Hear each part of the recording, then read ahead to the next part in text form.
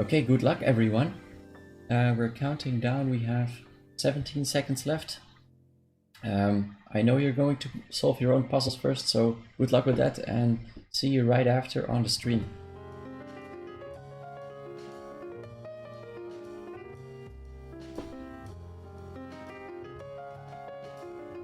Day 10 has started, let's go.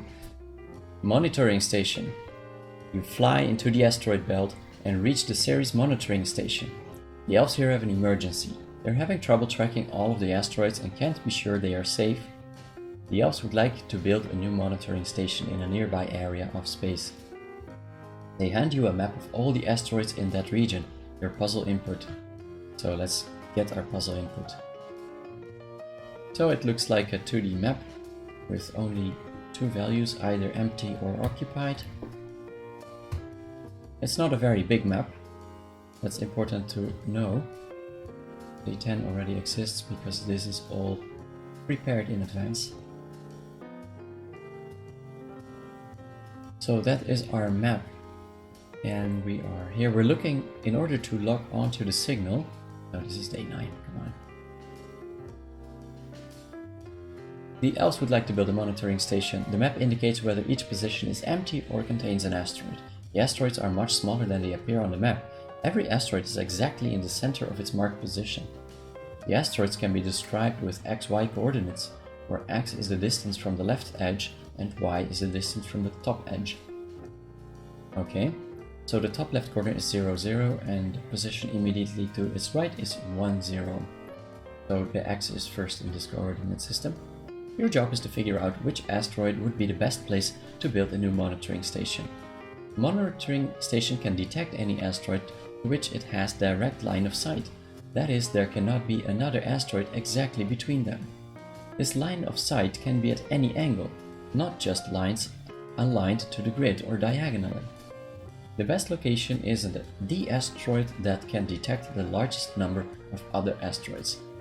Okay. So we really need to kind of find out all of these positions and see how many other asteroids they can see without being blocked. Now the size of an asteroid is of course very important for this, and we do have to do quite a bit of arithmetic probably for this and intersection code, which I'm not very well trained in, but we'll see how far we get. Consider the following map. The best location for a new monitoring station on this map is the highlighted asteroid at 3-4. It's highlighted, but it's probably not clear to see, but it's that one right there. Because it can detect 8 asteroids. That's those 8 around. More than any other location. The only asteroid it cannot detect is the one at 1, 0. So that is this one. So it can actually detect this one according to this example. Its view is blocked by the asteroid in 2-2, and that is the middle one. All other asteroids are worse locations. They can detect 7 or fewer asteroids. Here is the number of other asteroids a monitoring station on each asteroid could detect. Okay, here is an asteroid and some examples of the way its line of sight might be blocked. If there were another asteroid at the location of a capital letter, the locations marked with the corresponding lowercase letter would be blocked and could not be detected. Okay, so that means that if we're looking at C, then anything on... Okay, wait, we're actually right here, and C would block all of the small c's, and E would block all of the small e's. So we do have a kind of... I see, okay. Yeah, okay, so we are not using all physical space. This is a discrete space. So basically we have a lot of gaps in between where nothing is blocked. And I'm assuming that this asteroid could in fact see the things next to A and B. Here are some larger examples. So basically what you might say is that switch here to the whiteboard. We are here at an asteroid and we have a grid. And an asteroid is blocking a view if the distance in y and z, if this distance Let's see. I was going to say if it's a multiple of the distance of the next one. So let's see. Let's say that here's another asteroid. Then it's blocked because it has the same kind of distance, and it's sort of a multiple. So this is asteroid A, or like distance A, and this is distance B. And B will be blocked because it's n times A. But now there's another case, and that's the case where A is actually multiple distances from our observing asteroid. So that would look like this. Our asteroid is, let's say, oh, I forgot one line here. So our first asteroid is here, and the second one is going to be a little bit to the right, like this. Then it's also blocked. So basically what we need to do is to look at this kind of stepping configuration and see what is the smallest pattern in here, and see if that is repeated to such a way that you can reach the second asteroid. At least that's how I see that we can do it right now. I guess. Okay, a much more simpler way to do it, I'm happy that I'm thinking about this before I'm writing it, is to just calculate the ratio. So we have dy and dx, and this ratio, dy over dx, is actually the same for asteroid A and B. In this case, our A asteroid was actually here. So as long as the dy ratio is the same, then we are on the same line. But we have also a case where we don't have a dy ratio. We only have a d or a y, because we have cases where asteroids are on the same line. And how am I going to handle that? Let's see. I might be able to make two different cases for that. So if the y and the x are exactly the same as the asteroid, then it's also on the same line. Otherwise we can use the ratios. Ratios are a bit tricky because they are floats and you can't always compare floats very safely, but who knows, these are small numbers most likely, so let's see if it will not break. Everyone is working on the code, no one has solved it so far, so that means we're not too far behind.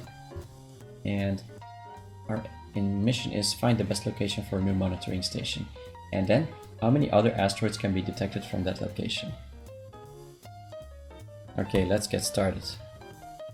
Python file day 10, and let's parse the input with open input.txt as file handle, and then file handle.read lines, and we're going to iterate over it for line in, and we're going to strip all the lines, and our input is made of characters. We don't have to split it. I'll call it rows, and then let's see, that's all we need basically. Let's keep a width here like this, that is the length of the first row, and a height, that is the length of the rows. That will come in handy. And then for each asteroid we're going to check how many asteroids can be seen by it. So for each asteroid, that means for all the rows, for row in rows, and then for all the asteroids, which means I want to have an X and a Y position for that. In comprehension, we're going to filter out all those asteroids.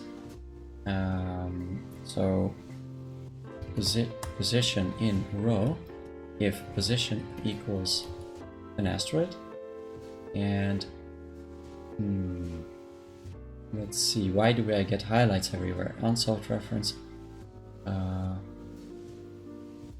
or pause in row, pause for pause in row, and we want to get the X and Y position for that.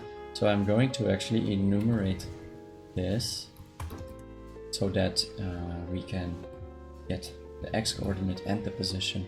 And I'm going to do the same here.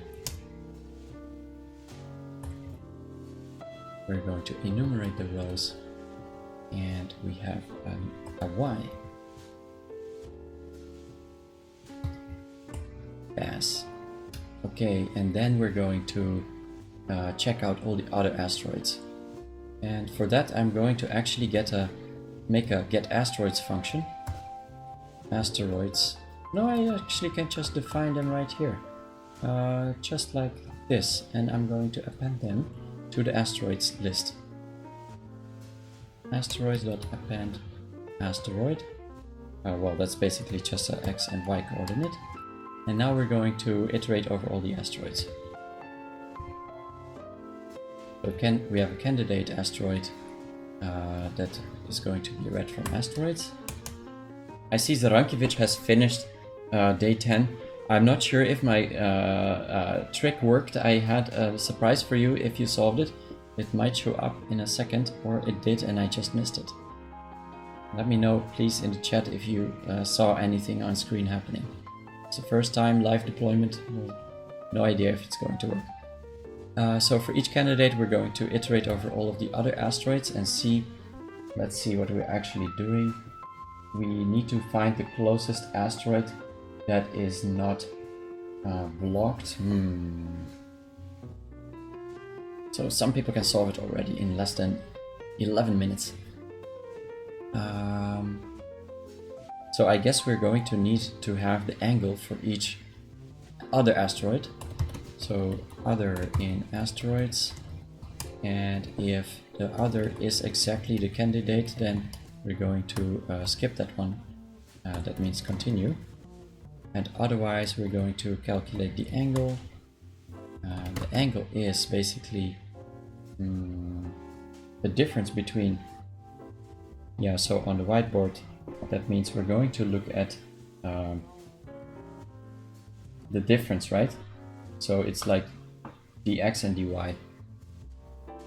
So dx and dy is the same as the candidate 0 minus the other 0, and candidate 1 minus the other 1. And then we have the dx dy. And if the x is 0 or dy is 0, then we're on the same line and blocked.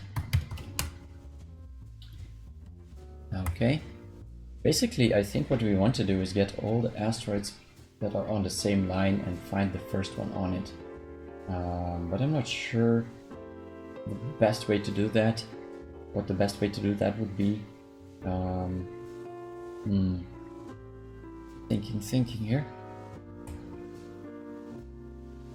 Maybe we can just calculate all the angles for each asteroid and then kind of group them together. I guess that's what I'm going to do. So we have other angles, and I'm going to use the default dictionary for that. Collection, I need to import it. Collections. Yeah, like that. Other angles. And once we have the angle, we're going to store it. Let's see. Because I'm thinking about the case where we have this thing here, then we cannot store the angle really. So maybe we can keep.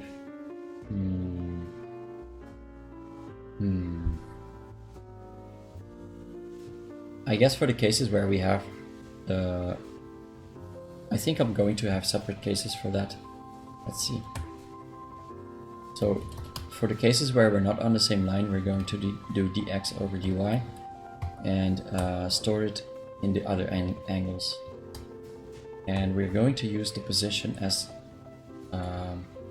the key. So that's xy. And no, that's actually wrong. We're going to store the angle and appending all the asteroids that are in it. and the default dict will return an empty list by default. So this one can be appended to, and we have XY there. So then we should have a list of asteroids per angle, and then all we need is to have also vertical and horizontal. So if we have a dx of 0, then we're going to add it to horizontal. And otherwise, if we have dy equals 0, we're going to append it to vertical. Like this. And so here we need to check that we don't have dx is 0 and dy is 0. There we go. Parentheses are not necessary.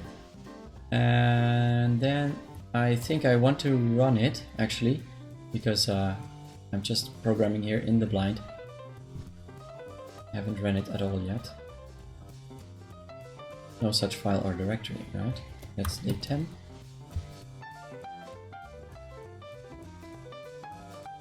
Not enough values to unpack right here. So apparently this doesn't work because I'm not returning the x and y. Append takes only one argument and I gave it 2. That's because it doesn't realize that this should be a tuple, and we've exited. And so I'm going to print the other angles and see what we get out of that. So we do get lists, and that's very nice. And now we need to know for each other angle. Oh, actually, I just realized that we can actually use vertical and horizontal in the same way. We're just going to append it with a little bit of a different syntax. Just going to append it like dy. Wait, hold on a second. Like 0 dy and 0 dx. Because all we need is basically some kind of groups. We need groups. We need to group all the asteroids by which sort of other asteroids they are on the same line with. So we don't actually need the angle in the end. So the first asteroid, the visible asteroid, is the one that is the closest to us. So we're going to do a min by other angles. I see that Sarankiewicz is still the first one and no one has finished part 1 yet. And we have key by, which is a lambda that can help us find the most nearby other asteroid. So let's say we have another and we check. Hold on, we're going over the other angles and we need to do it for each. We need to do it for each other angle. And actually, I'm going to rename it to groups. So we're going to iterate over the groups for group in groups. Okay, this is a song I'm going to skip. Very distracting. And the visible asteroid in the group is the one that has, let's see, the lowest XY position basically. So we are doing a min by. Basically, we only need to do min, I think, because I suppose Python can already figure that out.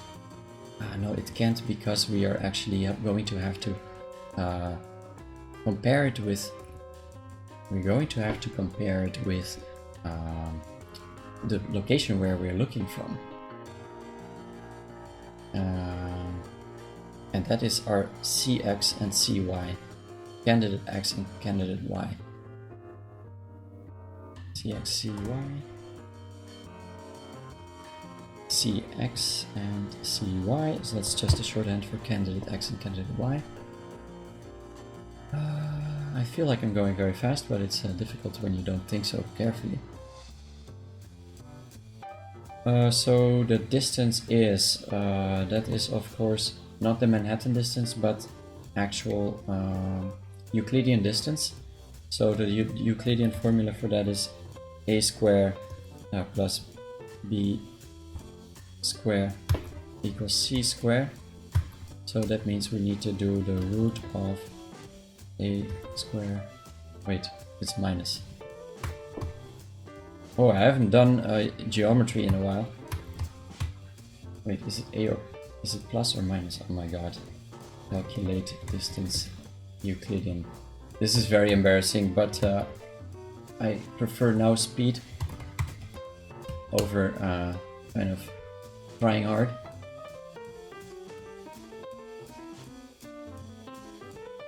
Yeah, I remember. It's a plus. It's a plus. Okay. So the distance for y. Let's see. The other 0 is x and minus cx. That is the first part of the formula, and we need to do power to the second plus power of the other minus cy also to the second, and then the root of that should be maybe squared. I always call it squared in my mind. Like this. Unresolved reference, import, math. Okay. And that should be the first visible asteroid in this group. And so that means that for this particular candidate, C counts, we are going to have another asteroid found. This count is 0.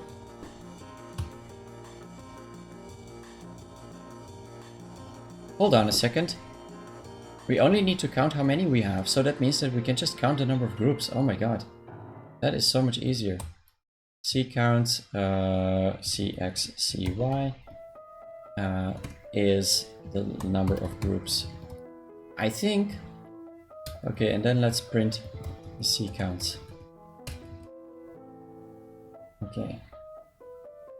Spotify, you're really messing with me here. I put on jazz yesterday, and now we're actually listening to Beethoven or another one. Well, I'll change it a bit later. Rank 6! Oh my god, Sarankiewicz, that's amazing! Good job! Wow. And it looks like my little surprise that I made for you did not work, so I'm going to show it to you later, manually. Int object is not iterable. I'm going here over the group. Yeah, whatever, this is not even necessary. We just need to count. So here we have the list, and now I want to know the highest one. And oh, we have a lot of groups. Oh no. Let's see how I can get the max out of that very quickly.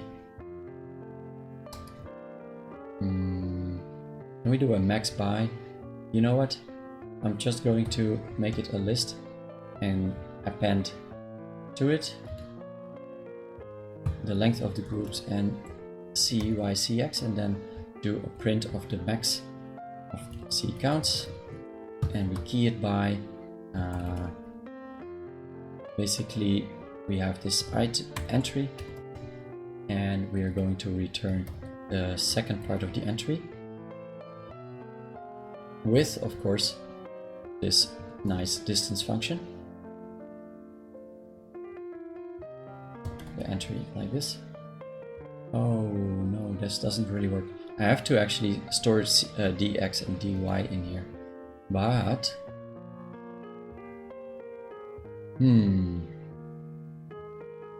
I'm going to store dx and dy in here, so I just keep the distance. Wait, am I making the same mistake as I was just a moment ago? Yes, I am. I don't need to do any distance function. So we're appending. Oh, now I'm a bit lost. So why I need to do a count here, and I don't need to do this. I want to know the groups, the asteroid from which I have the most number of groups, basically. So I'm appending the candidate, CX, CY, and the number of groups, and then we're just going to max by the number of groups, like this. Takes exactly one argument. Okay, so we'll just add some brackets here, and then we get 264. Let's see. This is the wrong puzzle. And that's not right, so there's probably an edge case that I didn't cover, or my approach is just wrong. The length of the groups, it should really be the length of the current group though. No. I feel like printing this entire list just to get an idea for candidate in groups. C counts and groups, like this. So we need to have a sense of that what we're doing is right. Okay.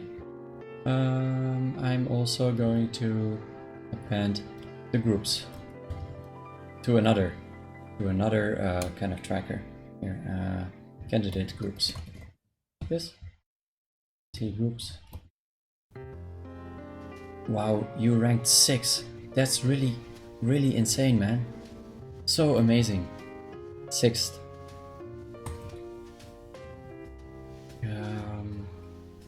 So here are our C groups, and we're going to just print them.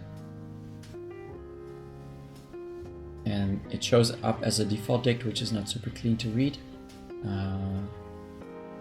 And why do we have 2.8 here? Yeah, I guess it was. So default dict, maybe we can format this a bit better. Well, so from position 13,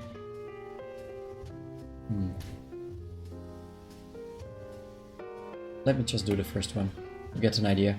So from position 10, we can see, oh, hold on, did I just skip the first one? No, I didn't. So for position 10, we have the following.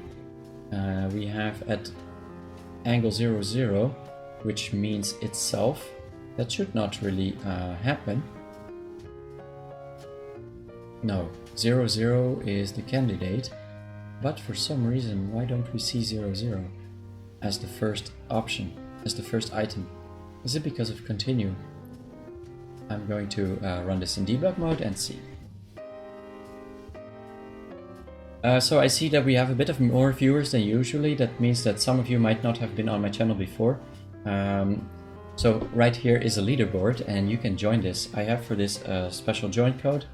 Let me just get it out of Adventive Code right now. So you can show off your high score right here on the stream. So the private leaderboard is here and the join code I'll paste on the chat. Hey, Luc de Wit, welcome. Your name suggests to me that you might be from Belgium or the Netherlands. I'm from the Netherlands, living in Belgium, by the way. You're Dutch. Cool. Hi. Cheers to the Dutch. So we're debugging and we're now breaking. Hey, this is an English-only channel, so we're not going to speak Dutch here, but hello to you too. So for, okay, where are we? We're going over all the asteroids. Vertical and horizontal are not needed anymore. And we're going to check each other asteroid. Thanks. And so we passed the first one. That's fine actually. And then for the next one we have dx and dy.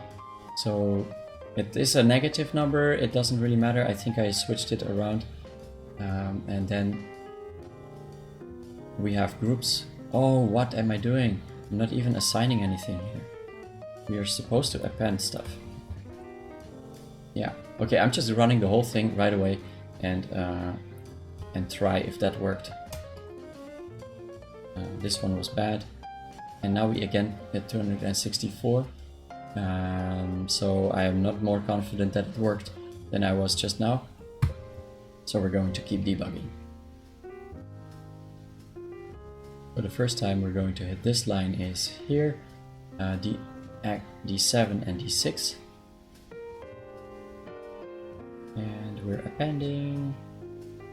appending X and Y, and the distances don't actually matter. Right, the distances don't matter, right? We just need to know all the different groups that we have. So why am I making it so hard? But I guess for the second part you might need to do something else. So we have candidate counts. I already have it. Candidate group counts. I'll make it a bit longer because I want to keep track of just the count of asteroids in each group, which is default 0 rounds. Nice. Counts. Yeah, there we go. Okay, so if we have any of these cases, or dy is 0, or okay, no, okay, let's make a group key or something. The group key is basically this thing, and otherwise for dy the group key is the other one. 0 dy, and here the group is dx over dy, and that means now we have groups for all cases, and that means we can append. We can actually increment for this particular group that we found some groups. Right? That should work. Per candidate. I wanted to have it per candidate. So that means that we're going to have a 2-level dictionary where the outer one signifies the candidate asteroid and the other one signifies oh no, we need only this, because for every candidate we're just counting, that's all. So we're not counting the groups. We have to count the groups first. But first we need to know how many groups we have, and then at the end of handling all the asteroids, then we're going to add it up. Okay. So let's say that we have a default dict with a lambda that returns none, and then every time we have a case, we're just going to do groups. Group is true, like this.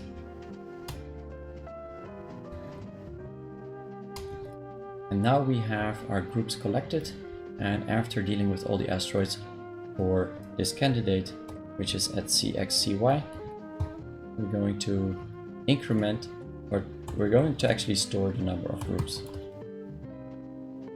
Okay, now I'm going to get rid of this other stuff that we don't need. Horizontal, vertical. And the XDY we don't need. And here we have some stuff we don't need. It was all not necessary. Could have been so much more simple. Okay, the XDY we did need in fact. And here we have a max thingy that we don't need also. And let's print now all of the candidate group counts that we found. Okay, so we have a whole bunch of them. 264 sounds like a lot, by the way. It sounds like very much a lot. Because how many do we have? We have like... let's print it actually. The size is like this. Width and height. We have 26 by 26, so the maximum number of asteroids you could see from any position, okay, is actually 676. So if we end up with numbers like 250 something, that's not completely unrealistic. And I suppose the maximum number you could see in any kind of map is where all the asteroids are at the border and you're in the middle. And so that means that you would have 26 on the left, 26 on the right, and on the top and left as well. So it's basically 26 times 4, right? But not exactly, because we are dealing with a kind of discrete space. Those hashes, those asteroids don't fill up the entire box. So you could see also some asteroids in between. So I guess this logic doesn't apply. So perhaps 243 is possible. So I'm going to have to find the max for this one again. So let's do that. And instead of making a dictionary, I don't know why I always use dictionaries, just going to use a list because that seems to work quite well. Just appending to it is really not that difficult. So we're appending the position and the groups, and we're able to use the same kind of max by function that we were using before. But instead we will use this one. Again, I get 264, but I already guessed it. And is that because I have a break somewhere? No?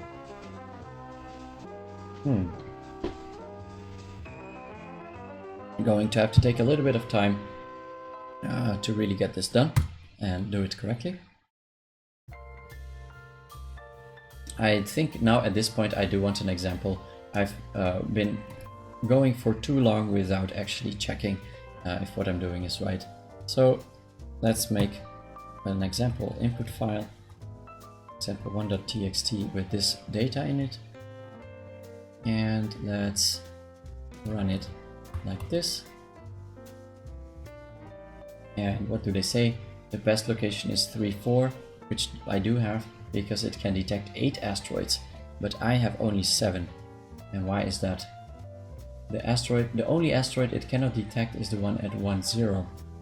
And no, I did not keep track of the specific asteroids right now. Right. So I'm actually checking all of the asteroids that are, yeah, and I'm grouping them, okay. And I'm not keeping the groups anymore, which it would be very handy to debug them, but let's say that we're just going to break here, here, and here, and see which groups we will find, or which other asteroids we will find actually.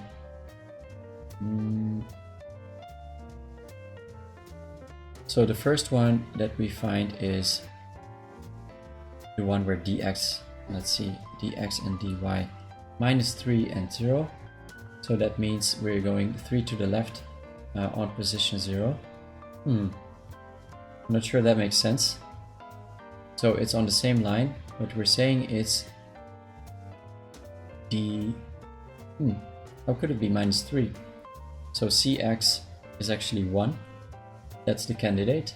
And the candidate is 1 on position. Just double checking that I do my x and y coordinates correctly. It does look like that. Of course, I can also look at the asteroids first to make sure that there's no problem there. So asteroid is a list, and it contains one at 1, 0, yes. Ah yeah, we're going from the top. Yeah, okay, that makes sense. I thought our coordinate system goes from the bottom for some reason, but it doesn't. So the first match that we have is one on the top, where we are looking at the one that is 3 to the right, most likely. So that should be this one. And I am actually going to inverse this subtraction because I do like positive numbers to go to the right. Whatever I can do to make everything less confusing and easier on the mind, the better.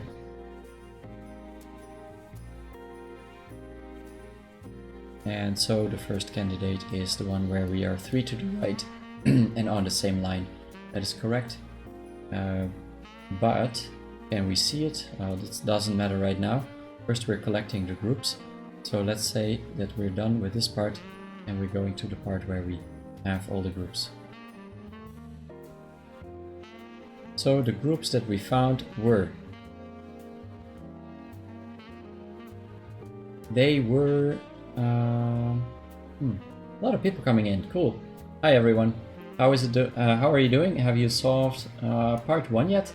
I haven't. I'm still working on part 1. 40 minutes in. I thought I was gonna solve it in 5 minutes, but in the end I did get quite a bit stuck.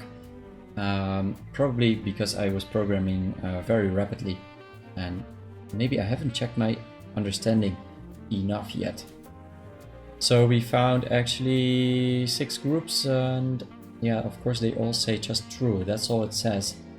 That makes it a little bit less easy to understand. So we're going to have candidate groups again, restoring that one.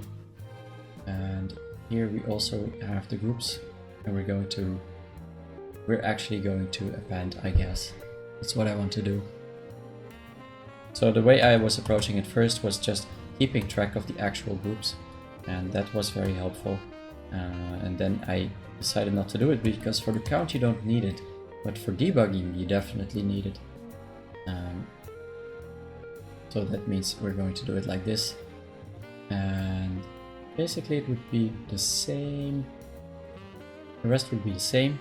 Now we just have a list and we can still calculate the length, of course. So our candidate groups are now like this. Oh, hold on. If groups is a dictionary, then how can we append to it? How does that even work? We didn't get an error there. I'll just rerun it. Stop and rerun. Candidate groups. No, that's not the right one. Candidate group counts. It's also empty. And groups itself is here. Okay, so here we have them, I guess. No. Guys, sorry, I'm really like babbling here and brain farting. So it was actually a dictionary with a list in it, so of course we can append to it. When you're confused, it means you're wrong. Don't blame the code. Don't blame Python. So we have groups, and in every group we have a tuple only. Oh man, it's really not easy today. Despite the fact that I had a good sleep and I do feel quite fresh. And still, this is not going the way I wanted. So we're appending to the groups the specific group that we have, and then the position of the asteroid, the relative position of the asteroid. So why, when I'm breaking here, I get groups, which is a default dict, with in it only tuples? Why is that? I'm not defining groups anywhere else. At least it looks like that. And I'm just appending to the list for every group. How is that? I feel like I am very mistrustful of the code here, and I'm just printing it as an alternative. And here you see actually it does look alright. It does look the way I'm expecting it, but here, when I look at groups, it just looks different. Oh, now we have a list. Okay, maybe there was something in the way I ran the code that didn't make it work. So we have actually 2 items in this list. Okay, so the first group is the one relative 3 to the right, which is this one, and then another one 2 to the bottom. Well, but that is not in the same group.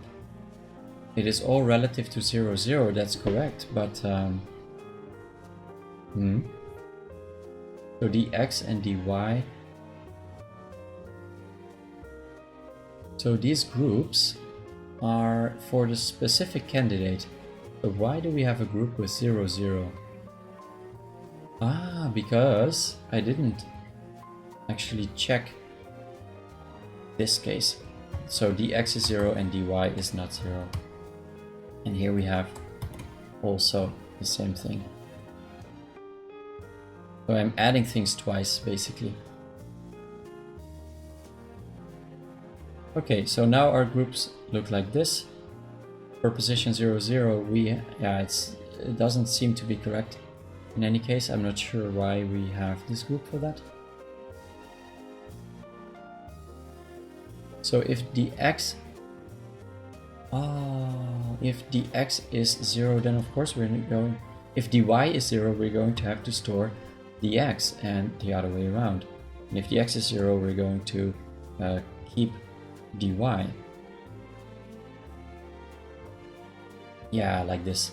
So basically it's dx dy. No, oh well. Now we rerun it and see what we get.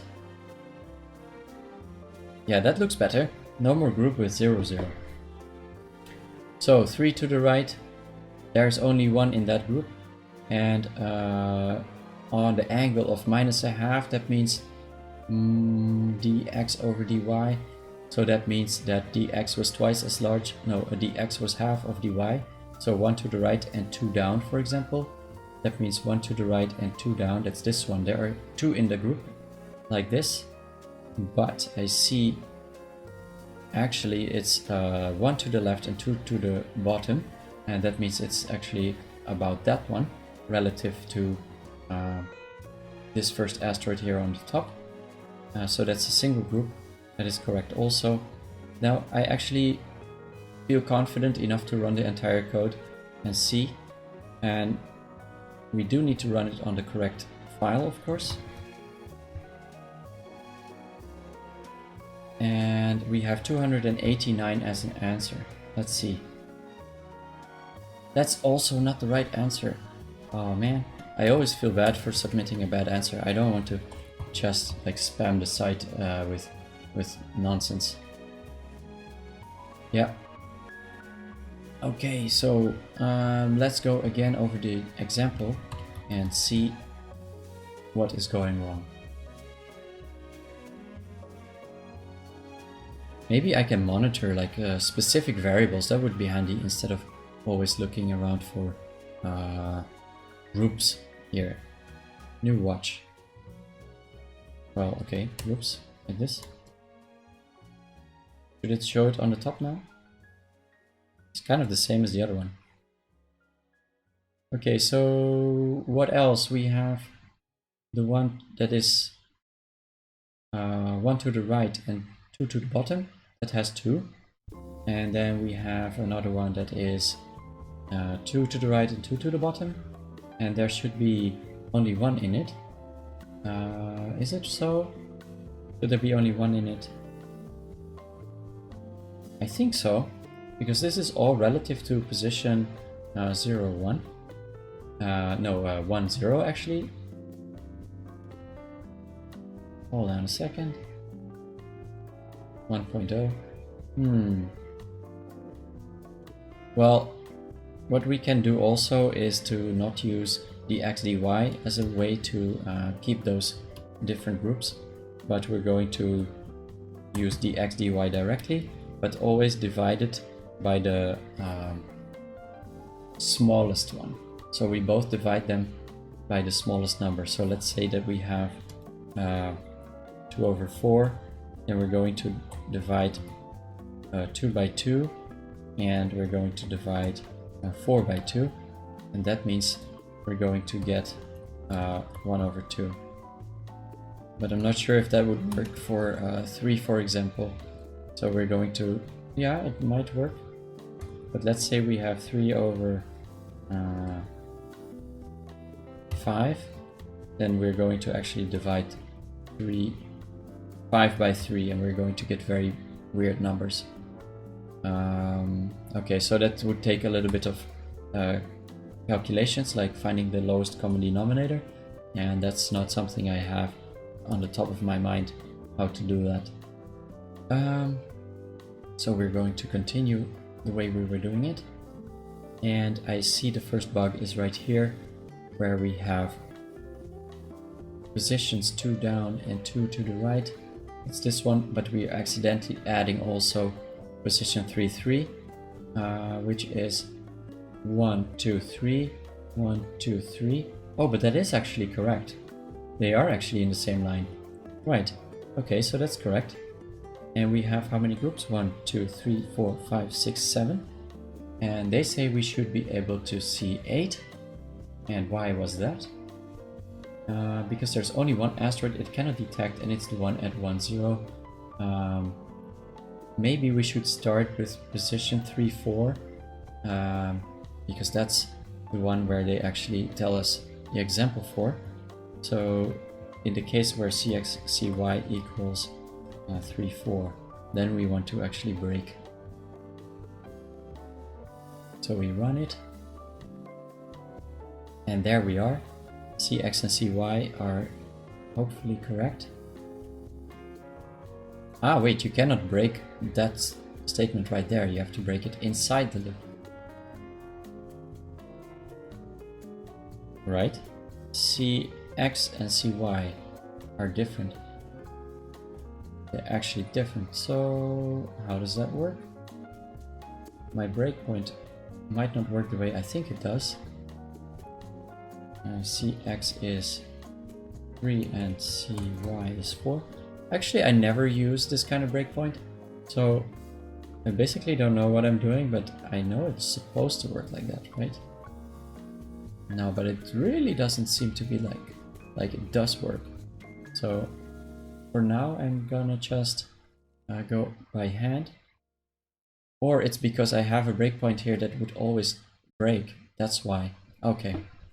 So now we are actually in the right candidate asteroid. And we're going over all the asteroids and then see how many groups we get. And why are we breaking right here?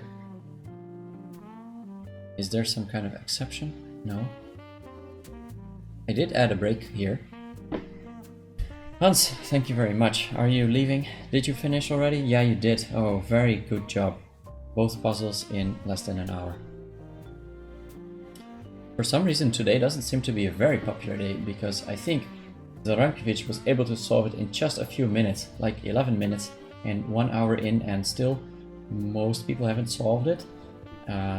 So either not a lot of you are working on it, although I see a lot of people on the channel, or it's actually just not that simple.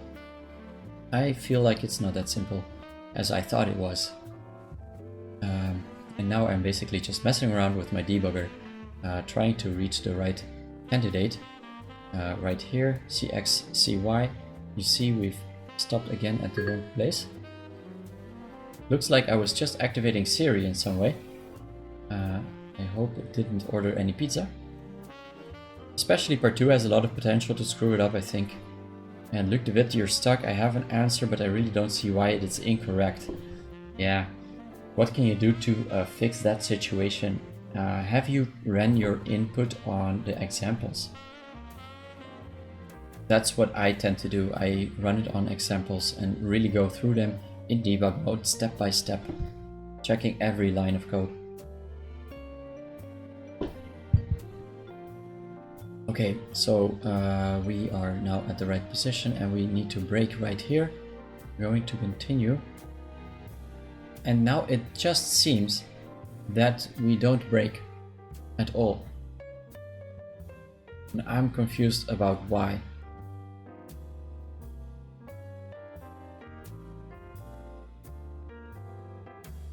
So I'm breaking here conditionally, and then when I hit the breakpoint, I add another one right here, and then I hit continue till the next breakpoint, but we're not breaking. And I have no exit statements in here, no breaks, only a continue, but that one is for the inner loop. So really, what happens here? So we have groups, and we have candidate group counts perhaps. Where are we even? We're in a lambda. Oh, we're in a lambda. Really? Okay, I see. So it actually was opening this line But I didn't want to break in the lambda, I just wanted to break in the outer part.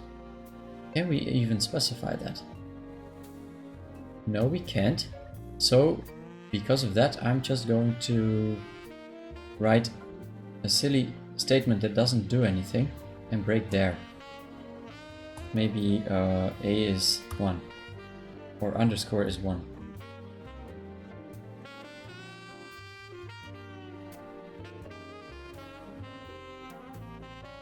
And then we can remove that break statement and keep running until we hit that spot, and then we are at the right place. Okay, takes a little bit of practice apparently with these debug breakpoints. I call them debug statements, I think, but I should call them breakpoints. Alright, so now we have the groups, and the groups look like this. So from this point of view, we have how did they explain it actually? It can detect 8 asteroids, more than any other location, and only one that cannot be found is this one. Okay. Oh, it was off by 1. Is it because you detect yourself? Now I'm very curious about that. I'm also off by 1, but I really want to make sure that I am off for the right reasons. Or, well, that I know the reasons why I'm off and I'm not just going to do +1 or -1. Although it's very tempting, of course, with just one attempt I could do it. You know what? I'm just gonna do it. +1. There we go. That's not right. Okay. So I think I've used up all my karma for today, and I'm going to try to figure it out without trying random things.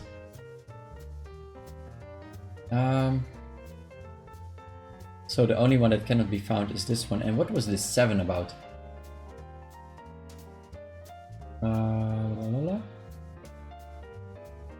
They can detect 7 or fewer asteroids. Oh, right. It shows from each position how many other ones they can detect. Okay. Right.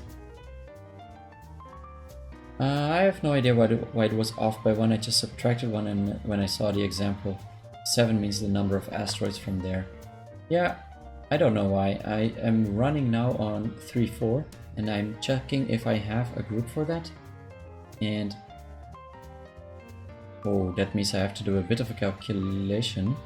No, I don't, because this position actually would be 0, 0, and it's not in the list, so I know for sure that it's really correct.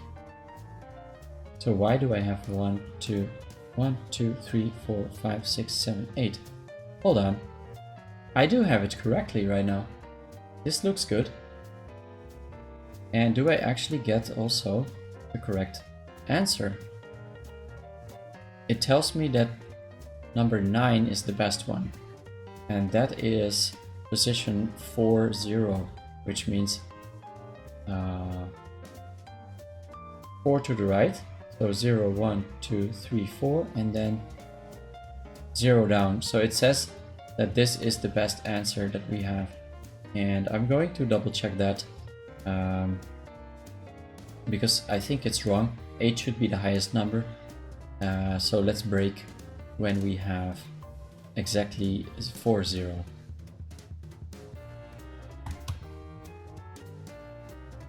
And we are going to check it. I want to know which ones are able to be seen from that asteroid. And we have a grid of 4 by 0, 1, 2, 3, 4. So 5 by 5. Our grid looks like this.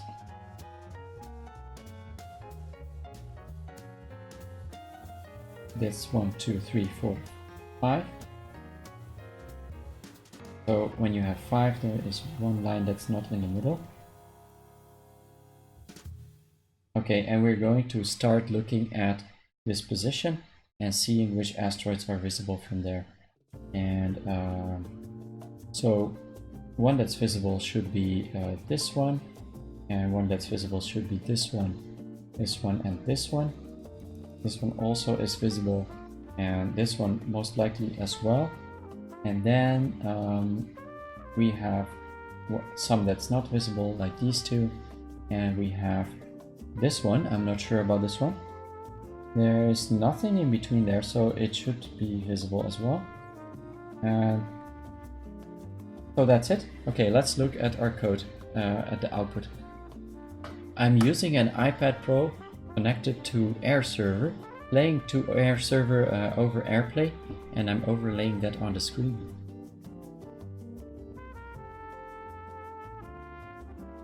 So we have our group counts here, we're running it. I think my breakpoint, oh yeah, my breakpoint is always running, which it shouldn't. Let's keep running that, and then add another one and run till that breakpoint. And now we have the groups, which is listed in the groups variable. And we see that we have one group that is on the same horizontal line. That is correct. And now actually what I'm going to do just a bit is overlay or show my drawing on the other screen for a second. And so we have -4 and 2. That means 4 to the left and 2 down. That's in the group. Basically, we have no groups where there are a multiple in the same group, and that is because here. Yes. Okay, so for every asteroid that's in the same line, we're not adding it to the same group because let's say we have a bunch of asteroids. If you might already understand where I'm going here. But so these asteroids here are all in the same line, but we're saving them into groups 0, 2, 0, 3, 0, 4, but they all belong to the same groups. So we are going to store them in group 0, 1, and then it should work just like that. And we're running it, and then see that we get 8 as the output, 3, 4, that is correct. So I assume now that we have solved part 1. And I'm very disappointed if my surprise really didn't work. I'm going to pay attention as I solve my own puzzle. 265. Did I try that? No, I did not try that yet, and it was indeed an off by 1 error. Oh my god. But I don't know yet if it's correct, of course. It's not correct. Also bad. Hey Nubali, I haven't seen you yet. Welcome on the stream. I don't think part 2 is all that difficult. Maybe it depends on how you do part 1. Yeah. Big laughter here for either my miserable attempt at solving part 1 or something else. Your part 1 was very messy and oh, you haven't said hi, or I might have missed it, but welcome anyway. You have watched already a couple of times. Okay, well, if you want, you can still join the leaderboard. You're never too late, unless you have joined and you might be Hans. If you don't want to announce who you are on the leaderboard, you can also announce it to me privately, and I'll change your name on the leaderboard so people just see your Twitch name only.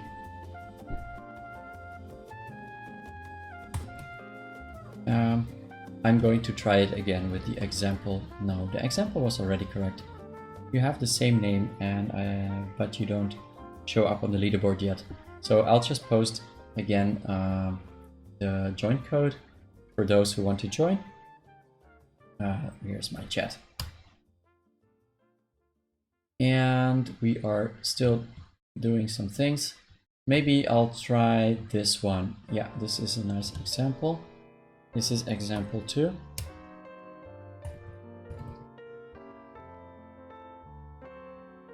It's a little bit larger and we don't need the computer today. Example 2. Let's see how that works. So it says 32 is the highest number, and here it says no, it's 33. So we again have some kind of off by 1. And sure, why not? Okay, nice that you're joining. Cool. Noob Ali. And I also see Luke. Thanks for joining on the leaderboard. Do send me a message. Well, I think Luke, you are probably Luke de Wit, and Noob Ali is Noob Ali. So we have 33, and it doesn't tell us which ones can be reached from 5-8. And I'm not sure. Wow, they don't mention it. So maybe I'll try with this one first. This is the big, well, how shall I call it? Example a.txt. And I'm going to detect it as an asteroid as long as it's not a dot, basically. So the asteroids are here. And we can run it. Oh, example A, right. What's your leaderboard name? Well, I guess Twitch leaderboard. I'm not sure if you can give a name to a leaderboard. It's just a leaderboard. But I was thinking to call it Anagon leaderboard, but I also like to kind of make it a little bit more twitchy, so I just called it Twitch leaderboard for now, so that everyone can join. Also people who are not like watching every day. Oh, my name on the leaderboard, it's Anagon Live in red. That's the name of my channel also. If you're wondering about the colors on the leaderboard, light green means that you're on the channel right now in the chat. Gray means that you just joined and I haven't added you to my known members list. And red means that it's me. So in this case we should get position... okay, in this example it's really just about what happens at position 0 rather than what is the best position. So let's debug it, and we should automatically stop at 0, 0, which we do. Why do I not see you in the leaderboard? Are you talking to me, Luke David? Because I think I should be on the leaderboard. I am Anagon Live and I am the red one.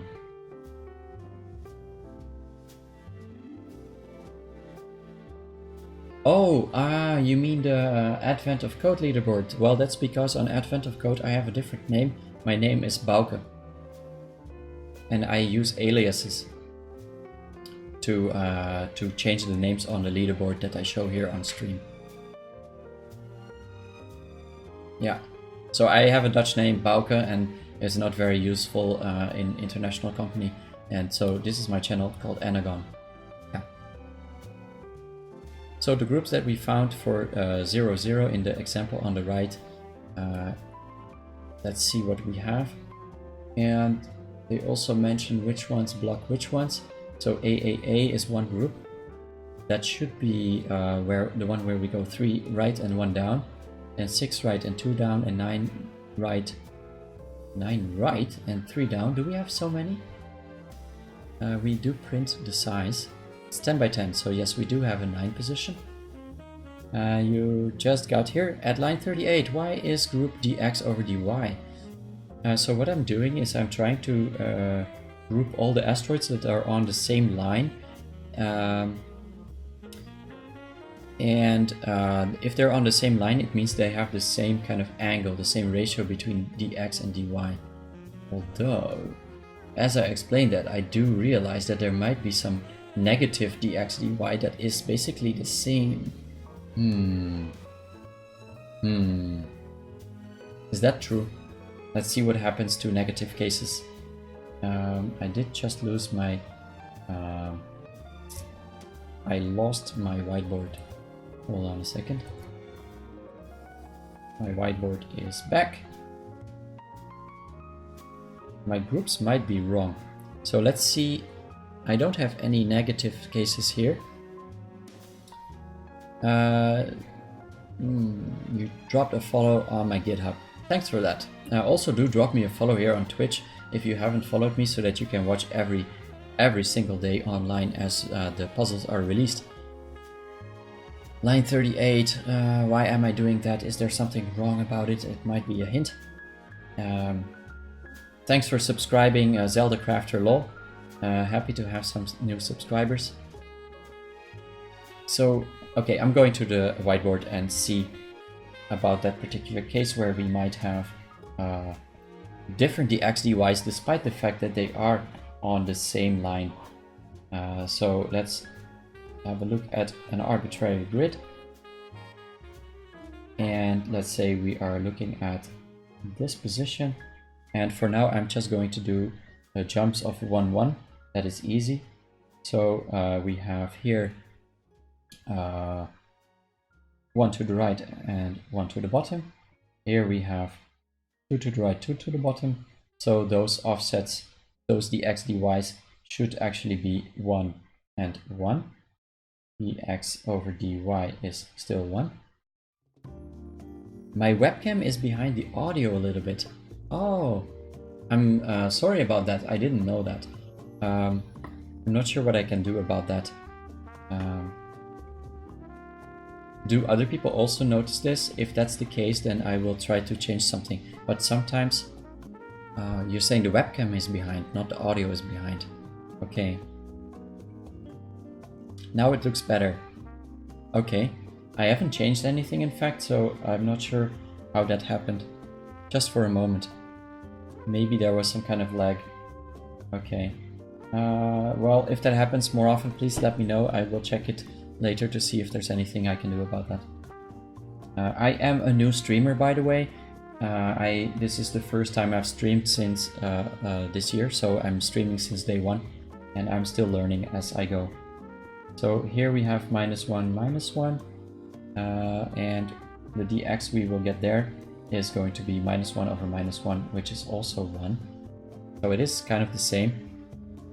But maybe that wouldn't happen if we are looking at another case where we're actually going up in one direction but not in the other.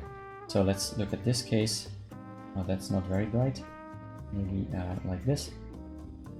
So here we have 1, -1. And we have on the other side -1 and 1, and the ratios for those two are going to be -1 and also -1.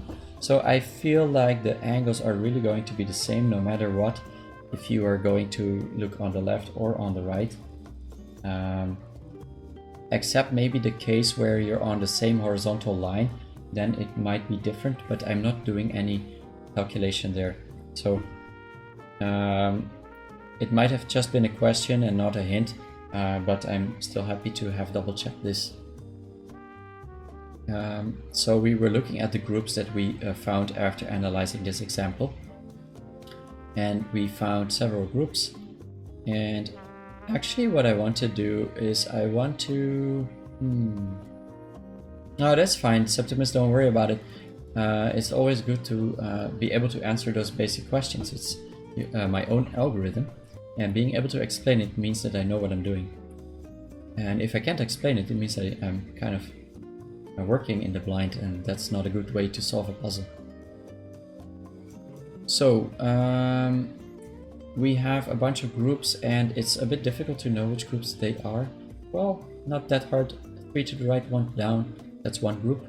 That's this one, and that is all of the A's. And here we have 3 right and 2 down, that is all of the B's, and there are 3 in it, yes. Then we have another group, which is 1 to the right and 3 down, which is the E, and it has 3 also. And then we have 2 right, 3 down, that is 1 right, 2 down, right, and 3 down, that should be F. And we have 3 in there as well.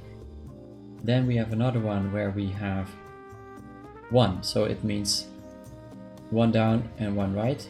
That is the C group, and it should have 1, 2, 3, 4, 5, 6, 7 in it.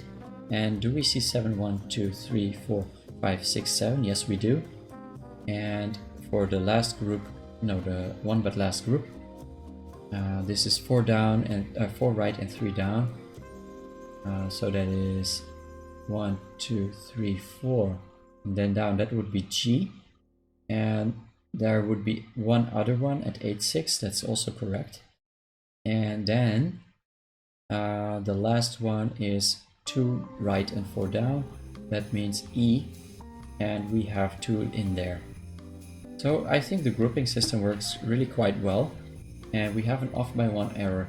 perhaps I'm just not answering the question in the right way. How many other asteroids can be detected from that location? Well, I really don't know what's wrong.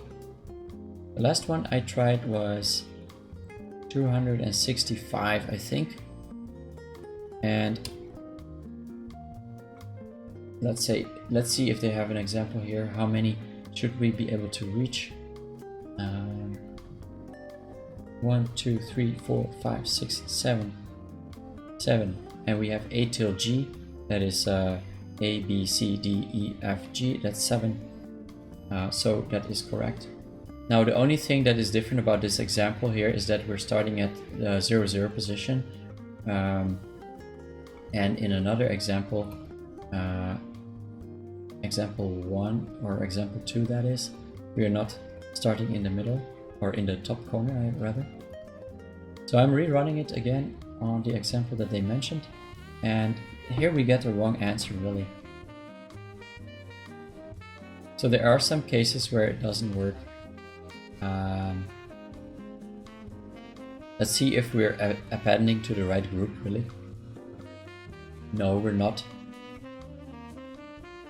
Right, I'm still doing something wrong with things on the same line, and I know what. So previously I said that, oh look, it's wrong. I'm adding all of these asteroids on different groups, like 0, 2, 0, 3, 0, 4, and I should add them in the same group. Yes, I should, but that means I should actually add them to the correct group still. So I should add them to the group that belongs to the X position. So here we have X is 5, or 4 rather, and I should add them to X equals 4. And I was working with dx and dy here, but for the horizontal and vertical cases, I'm going to use the actual X position, and the Y position will be overwritten with some constant, like 1 or 0. Actually, it doesn't matter. So as long as I keep the X position, that is the right way to keep track of horizontal groups, vertical groups. Now that I've said that, that means that if the X is 0, that means we're in a horizontal group, and if the Y is 0, we're in a vertical group. And to keep that group, all we need is, for a horizontal group, the definition of that group will be the Y position, so the CY basically, and otherwise it would be CX. I think this was the final bug in our code. We do get a different output now, although the output is still not correct, because we should count 33 other stations. Let's see if I did that correctly. So CY is actually the Y position of the candidate asteroid, which is the same as the Y position of the So it's, hold on. CY is the candidate position and not the position of the other asteroid. Which is fine because they're on the same horizontal line, so CY should be the same. Oh, wait a second. We're dealing with horizontal, and that means like this. And then why do I mix them up even? And vertical means like this. So it means that CY is really the identifying group. Okay, so it is correct. The best is 5, 8. So let's break it. 5, 8. CXCY equals 5, 8. We're going to run this, and then when we're there, we're going to look at all the groups that we have and see if we did anything wrong. So it's this position here on the right, and let's look at all the horizontal and vertical groups, because I think the errors are really in there. And they can be recognized by having only a single digit as a key. So on position 8, there is 1, 2, 3. There are 3 asteroids, and now we can see if that position is actually the X or the Y coordinate, and that also means that this is the reason why we're messing up our groups, because we're kind of grouping them all together. So I'm going to keep another coordinate to indicate whether it is horizontal or vertical, and for vertical lines that means I'm not going to use the Y position. And now we still get something wrong. CX. Okay, we still have a problem. Is it possible that I'm still overriding? Well, what if something is part of both the horizontal and the vertical groups? Is that possible? No, it means it would basically be intersecting. So that's not a case that can actually happen. And I see that my little surprise for today did not work. I'm going to show you what it looks like because a bunch of you have already solved the puzzle and you didn't get my surprise. It's going to look like this. Hold on a second, I'm going to change some settings. Look at that. That is what you were supposed to see. And then another one for a silver star. And then instead of the demo, you would see your name right on the screen.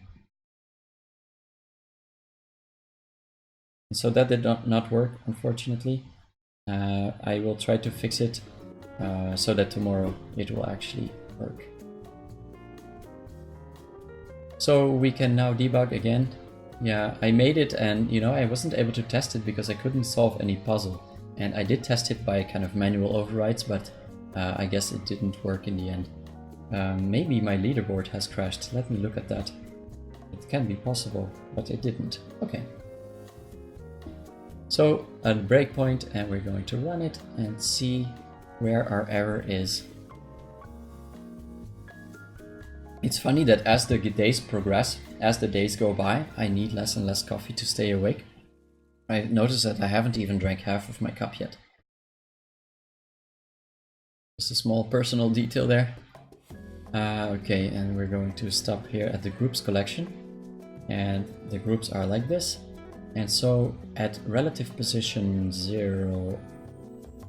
absolute position 0,8, we have 3 asteroids. So absolute position 0,8 means that on X is 0 and 8 is the Y position. That means basically the last row. And counting from does that actually make sense to store it at position 0? Hold on. 8 means that in this case 8 is the Y position, right? So 0, 1, 2, 3, 4, 5, 6, 7, 8. And let me double check. I am doing the right example, right? So we have example 1, that's the small one, and example 2 is the big one. And what I'm running right now is example 2, the big one. And it looks like on the screen on the right. Okay. So on 0,8, that's right here, we should have a bunch. We should have 2 on the left and 1 on the right. And it looks like we kind of do. So, but no, that doesn't look correctly at all. So on relatively 0 to the left and then 7 above. So this looks actually like a vertical list, a vertical group. So I am adding things to the wrong group. So if the X is 0, so that means that we didn't shift to the left or the right. That is of course the vertical case and not the horizontal case. And in the case of vertical, we need to store the X position and not the Y position. So easy to get this mixed up. And here we have CY. Now hopefully finally, after solving the bug 3 or 4 times, we can get the right answer. You checked it down actually, might take another one now. Well, I think that your next coffee is going to be better than mine because mine is black and it's been on the table for over an hour. But I noticed that I really like the morning hours, very quiet. How about you? Yeah, well, actually it's great. It's not that quiet because I like fill every moment of silence with my own voice. But I do like waking up early and there's no one around. I can just do some things. For some time I was actually trying out something that I heard from the 5 or 6 a.m. club. It's from a book about productivity. Just means you're waking up at 5 every day and then you use the first 2 hours of the day for yourself. And I tried it for a week or two and it was very nice. It was nice because I did things that were important to me, and then before the day starts and you know things are going to be thrown on top of you to do, you've already done what you like and what you need. So you really feel free and you feel more chilled out and like willing to help other people also, because you know you've taken care of yourself first. So that's something I definitely want to keep doing even after Advent of Code has finished. And doing it for 25 days in a row will definitely help me make the habit. So it's a lot of benefits. Okay, so we changed some of the code here to hopefully fix the groups finally. And it didn't work. So because we don't get the right output, we still get 0, 1 as the output position. So I'm going to run debug mode again and check the groups. So we are waiting at that position where the right answer was, then we're continuing and then seeing why we don't get the right answer. So here are the groups, and now let's look at the lines. So 5 should be a vertical line, right? We are at position 5 and the 0 is not stored. So 1, 0, 1, 2, 3, 4, 5, that's here. It's right above the candidate or the best candidate actually. We should have 3 in it at -7, -6 and -5. So -1, 2, 3, 4, 5, 6 and 7. 5, 6 and 7 are there. So this vertical group works correctly. And then do we have other groups? We should have one more horizontal group. I don't see another horizontal group, even though we should have one at 0, 1, 2, 3, 4, 5, 6, 7, 8. So we should have an 8, 0 there as well, but I don't see it. Oh yeah, we do have it. I said 8, 0, but I meant 0, 8. Yes. Okay. So we have -5, -4, and -4 and 3 rather, and that looks correct also. So it seems like this works. And how many groups do we actually have? 33 asteroids, they say. Let's check how many groups we have.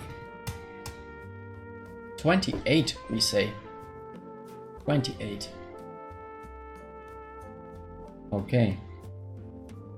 That means we're actually doing it a bit wrong. We don't have examples for every single group, and I have a feeling that it might be related to my dx/dy method. Maybe we can do a least common denominator after all. So let me look up how to do that. Least common denominator means that we're going to store not like 2 right, 4 up, but we're going to store 1 and 2. Python least common denominator. That is the number that we can divide this group by to get the smaller one, the smaller version. So we're actually normalizing all of those ratios to the same fraction. There are algorithms to find that, but I'm looking for a library. I don't want to do this. Or I will do it and I'll just copy paste it. Copied from, and I'll paste some credit here.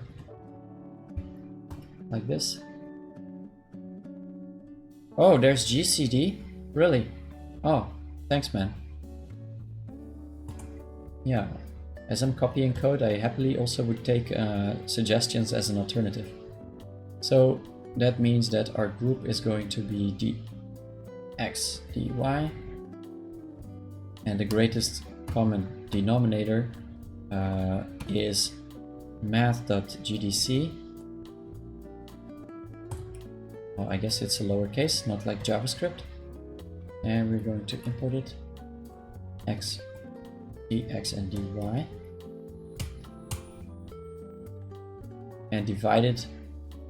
Well, I should be able to divide it without doing truncating of the float part, because what you posted above is LCM, lowest common multiplier.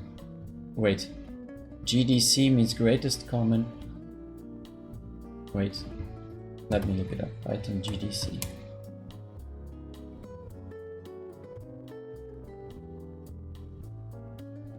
GDC is doing what exactly? Oh, I'm really at the wrong page. This is some kind of cancer institute. GCD, greatest common divider. Yeah, okay. So we have GCD. That's nice. And we're going to divide both of them. And then we have our new group. Like that. And let's run it again. And we have our breakpoint that I always need to remove before we continue. And then we add it here. And we're running it.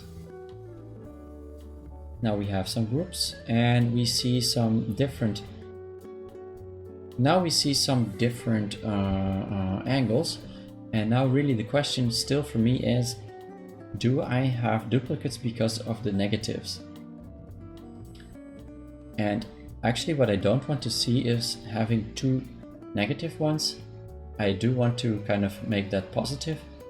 And the way to flip a two-dimensional vector is to multiply one of the dimensions by -1 and the other by 1. So if our group, let me just call it a vector, and then we'll make a group later out of that. So if vector 0 is less than 1 and vector 1 is less than 0, sorry, then the vector is going to be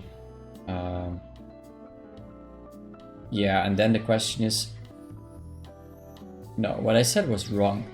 If you're going to invert a vector, you're going to have to multiply it by -1 for both sides, not just the left. So this one is multiplied by -1 and the other side also.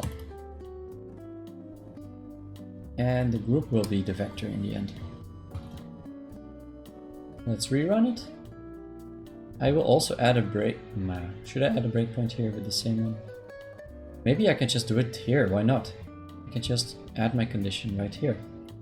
So Cx and Cy should equal to 5, 8. And we run it. Hey! It looks like finally the star was working. Congratulations, Stovoy. Good job on finishing part 2. So for all of you who haven't finished yet, now you're going to be lucky because you're gonna get stars. Right, so we are debugging and we're breaking. We have just collected all of the different asteroid groups. So the general approach is that we figure out which asteroids are all on the same line relative to the candidate asteroid. And to do that, we basically look at the ratio between the difference in y and x. And then we're going to normalize that ratio by using first finding the greatest common divider of that ratio and dividing the x and y by that divider, so we get a vector. Then there's the last thing I wanted to do is to make sure that the vector is always positive, or at least that one value of it is positive. So if both values of the vector are negative, I'm going to multiply both of them by -1. That's a quick recap of where we are. And now we're having our groups here, and we need to see actually that we have the right number of groups. And a group is basically a line on which some asteroids are lying. And the first one in that line is the asteroid you can see. So you just need to count the groups to know how many asteroids you can see. So we have groups and we want to know the length of the values in it, and it says 30, which is still not correct. We need to have 33, and yeah, it starts to get really tricky. Maybe we can actually print it in some way. We do have all the dx and dys for that, and maybe what I want to do is actually store the x and y position for them and not the deltas. So we have the candidate x and y, and now we can actually print every group. Actually, that's not going to work. I want to print the whole map. So I'm going to print for, let's see, let's call it output and make a copy of the rows, or how do we call it actually? Rows, right? Or maybe a copy of the asteroids. Let's see. What I want to do in the end is basically go over all the rows. So for row in rows, and then I want to kind of go over every position in the row, just like I did here. And then I want to just print either a dot or a letter.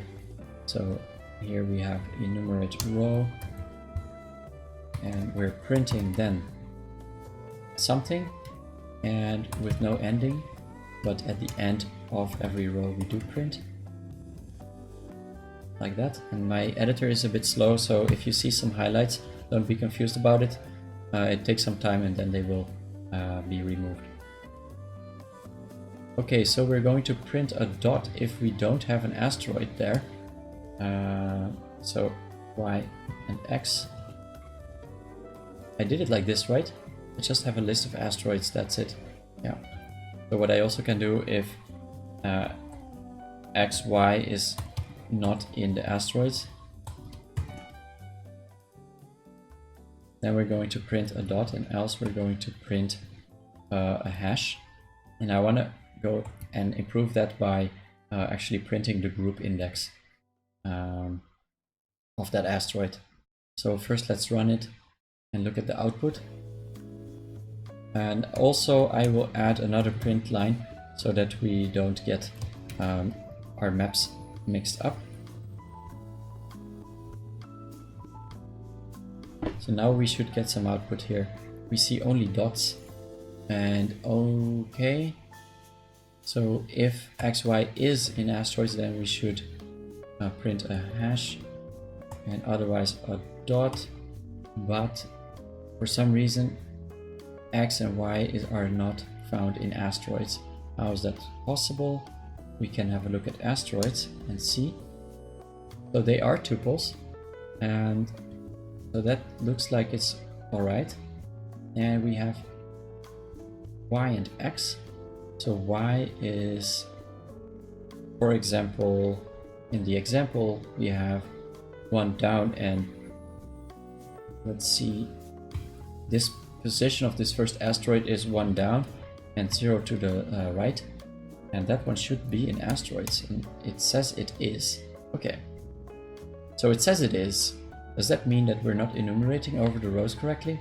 Oh, right, I do not do that correctly indeed. We have a position here.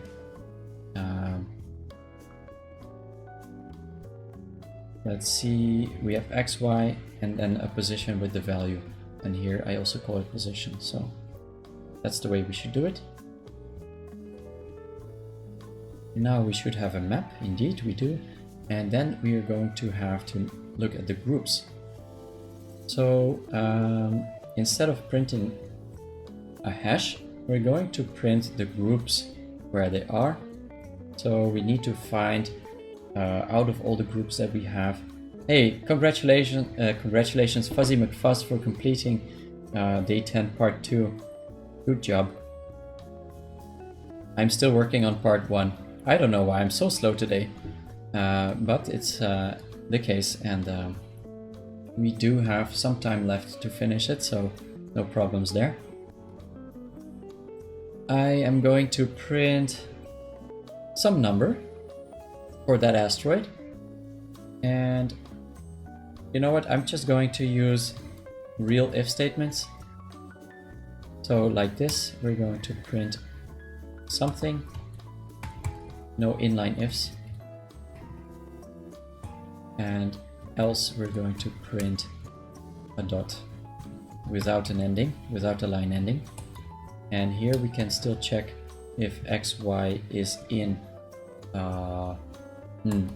Now we need to find the right position in the groups that they are in. So how can we do that? We have groups here, and so let's say we're looking for position 0, 1, and that is in group. Oh, it looks like all of the groups have the same. Oh, right. I'm adding CX, CY. That is actually the candidate asteroid and not the other asteroid that we're looking at. So the other asteroid, we don't have X and Y values for that. And I'm going to call that OX and OY. And we can replace that here. So we want to store the position of the other asteroid. And then we can use that to find in which group it is.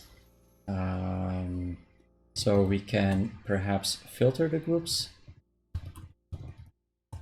with some lambda. And we have a group, and it will return true if x, y is in that group. And then we have a list of groups that match, and the first one will be the group. But then we still don't have the index. Maybe we can do some kind of search. Python index of with some kind of lambda. Not really. Search list like this. Find in list. You know how to do that? You let me know. You can do filter. But yeah, what we can also do, of course, is make a list comprehension. That might work a little bit better. So the other group, the asteroid group actually, asteroid group, we just make a list comprehension right here, going over all the loops, all the groups for group in groups. If the asteroid's position is in the group, and we are not going to return only the group, we're also going to return the group index. Actually, maybe we will only return the group index, so that we can do by enumerating, and then we will have the index and the group, and so we can do a check with the group but return the index in the end. That is very handy. And so that means this is the first one is actually the index of the group that he is in, and we are going to print that index, but we are going to have so many groups that one digit will not be enough. So for that I'm going to create a range. Let's see if we can actually create a range of numbers, letters rather. I don't know if that works. Let's try. So a range between A and Z. No, that doesn't work. Okay. There must be some way, but for now... I want to convert it. Maybe we can just convert it to a character. Like, let's say we have 5, which is going to add 65 to it. No. Python int to character. CHR. So I was almost there. I just had to do CHR. So number 5 would be converted into E or F actually. Yeah, F, because A is 0. So we're going to print CHR of the group. And of course, if we have more than 26 groups, it's not going to work, but I'm assuming for now that we won't. I think it's a safe assumption to make. And let's look in our console and we get an index out of range. I am running the right code, right? Okay.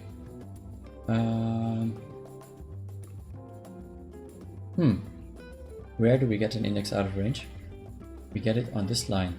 So we're getting the first one, and it is possible that an asteroid does not belong to a group. That is definitely possible. So if we have A groups, maybe a nice way to do it is if it's not an empty list, then we're printing this, and else we're printing a hash with no ending, and we run it again with debug mode on. No, we did not get any output at all. So that means that hey, hold on a second, why are we breaking here right away? That should not be the case. There is some small mistake there also. So now, yeah, that looks a bit better.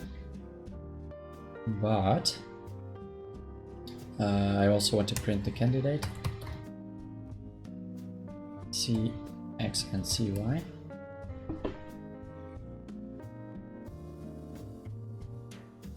Let's look at the console. So we have 6-0. That is not correct. We were supposed to try it with 5-8, but we are instead doing it with 6-0. Let's look here. I'm not sure if those parentheses are necessary. Maybe they are.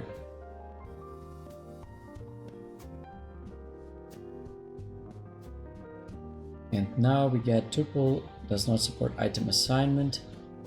So we have some vectors that are less than 0. And we cannot do item assignment. Oh, really? Really? Crespel. Hey, Crespel. I think you finished and my star animation did not work very well. I know you're not on the chat probably, so you haven't seen it. But congratulations anyway if you're listening for solving part 1. So we're dealing with a vector and we cannot overwrite. That's basically what it's saying. We cannot overwrite tuples, and that is correct. We cannot do that. Tuples are immutable. And vector 1 times minus 1. Wrapping it with parentheses. And we don't need the equal sign. Okay. We're going forward and forward. Now we have 5-8 and we're not showing any of the groups that we have matched. So there's something not right. And why is that? We're checking for each group if XY is in that group. And groups contains the following. We're enumerating, but what are we enumerating if we have a dictionary? Maybe we should actually enumerate the items. That's the way to do it. Or dictionaries. And so it's called index here, but basically it's a key. So I'll call it key. So I was thinking that I was looping over lists of lists, but I was looping over a dictionary. And that doesn't work. Python iterate dict key and value.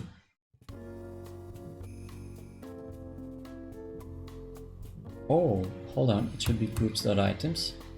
I'm not sure if I just messed that up right now or if that was wrong already for some time. Let's see. An integer is required, got tuple. So here we're trying to get out of that. Oh, we got a tuple. Right. Oh, so we don't have indexes actually. What can we do to fix that? Can we do index off and just find the index of the tuple?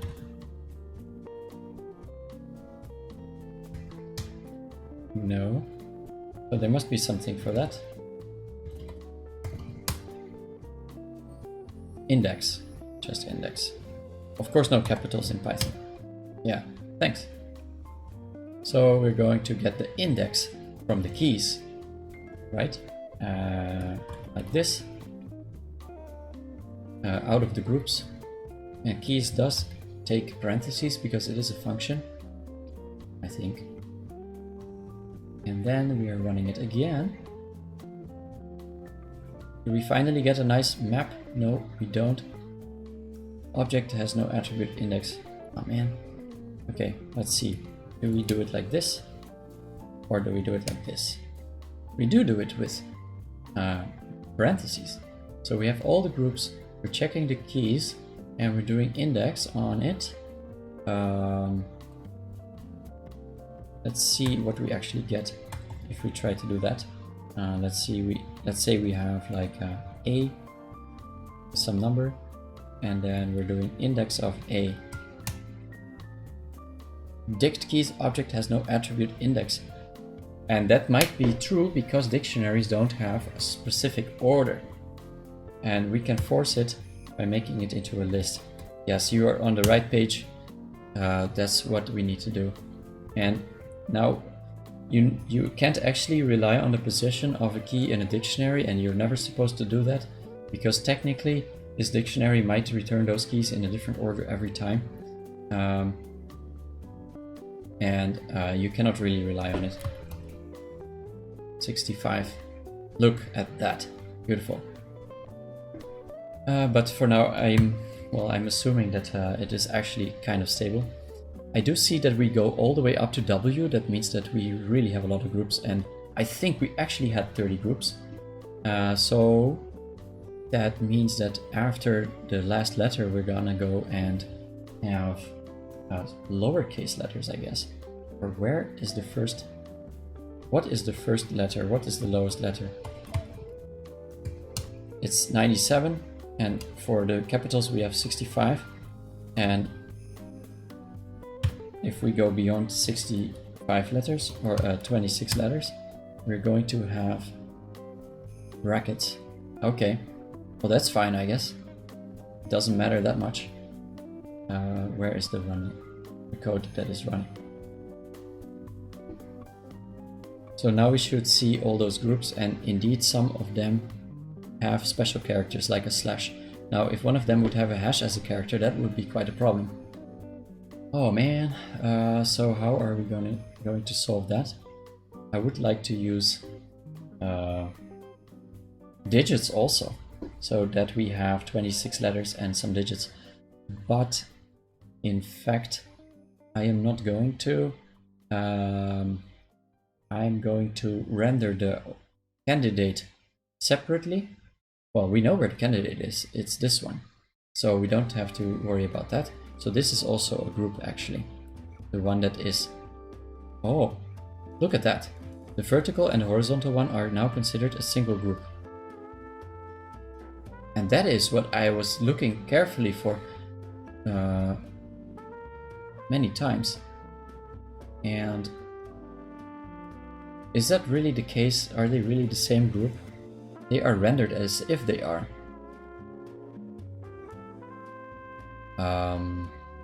So we have P that looks like one group, that is correct.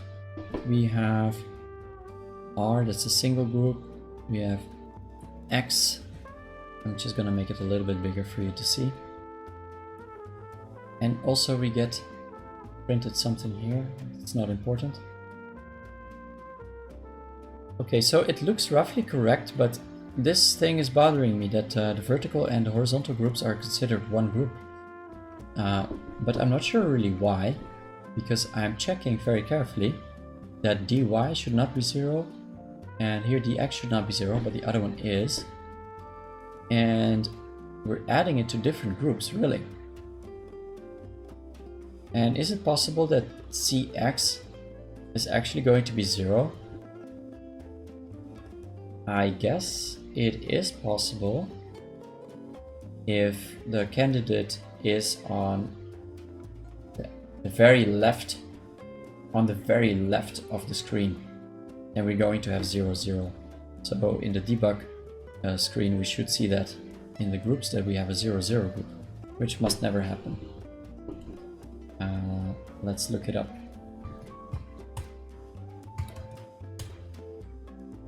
We do actually get an empty list out of it, which means that it's taking the default value. Oh man.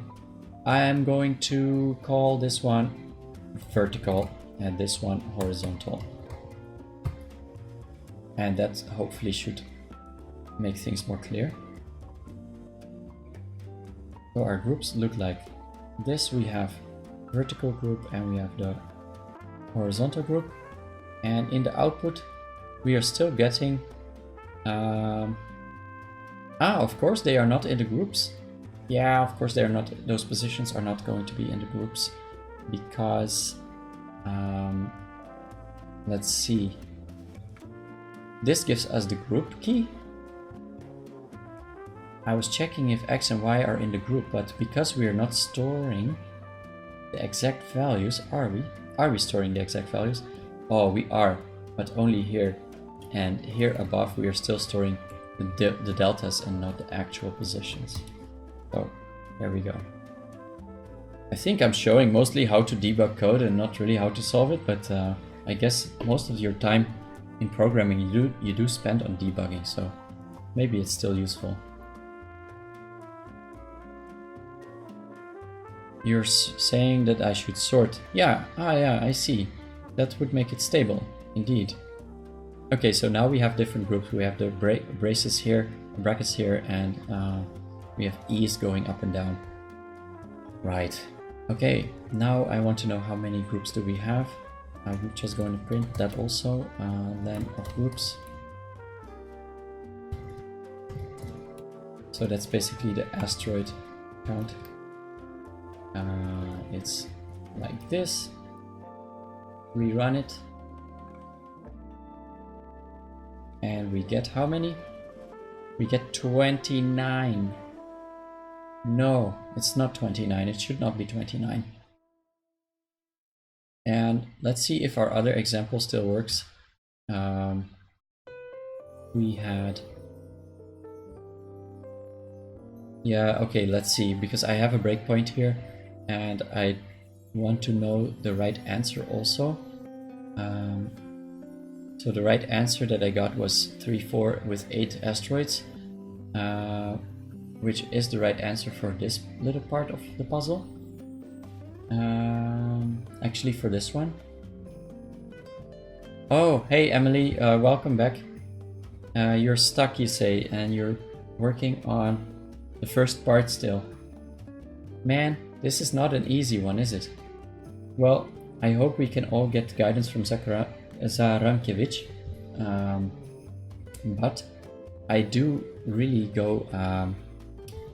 I did already spend 2 hours on this problem and it is almost wake up time for everyone. And I'm going to try not to stream as much as I did before. I'm going to give it another half hour and then call it an end.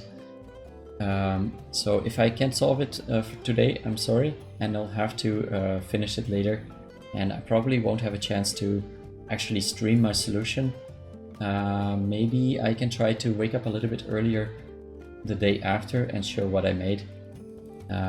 Earlier you said you wanted the direction to be positive. Why so? Why so? Because I guess that is a hint. Because if I'm taking the directions to be negative sometimes and positive other times, that means that... oh my god! Thank you! Oh man, I got it. Okay, I'll explain. So, whiteboard. That's a great one. That's really a great one. So I said, I made the following reasoning mistake. So we have a grid, and to know which asteroids are going to block each other, I said we need to look at which lines they are on. And so, yes, these are on the same line. And so we know that out of that line we can see only one asteroid, right? But I took my abstraction, or my kind of abstraction too far. I said we need to get groups of lines with asteroids, and I drew this line all the way through. And to get this line all the way through, we need to actually make sure that this group is going to end up the same as the other group. And because this one has negative vectors and this one has positive vectors, they would be different groups. So to correct for that, what I was doing, I was actually doing a multiply by -1 on the negative groups. And therefore I'm adding all of them. But of course, you can in fact see from the center position 2 asteroids. You can see this one and that one. This one here. So I didn't have to do that at all. Ah man, that's very funny. So this whole negative thing, never mind it.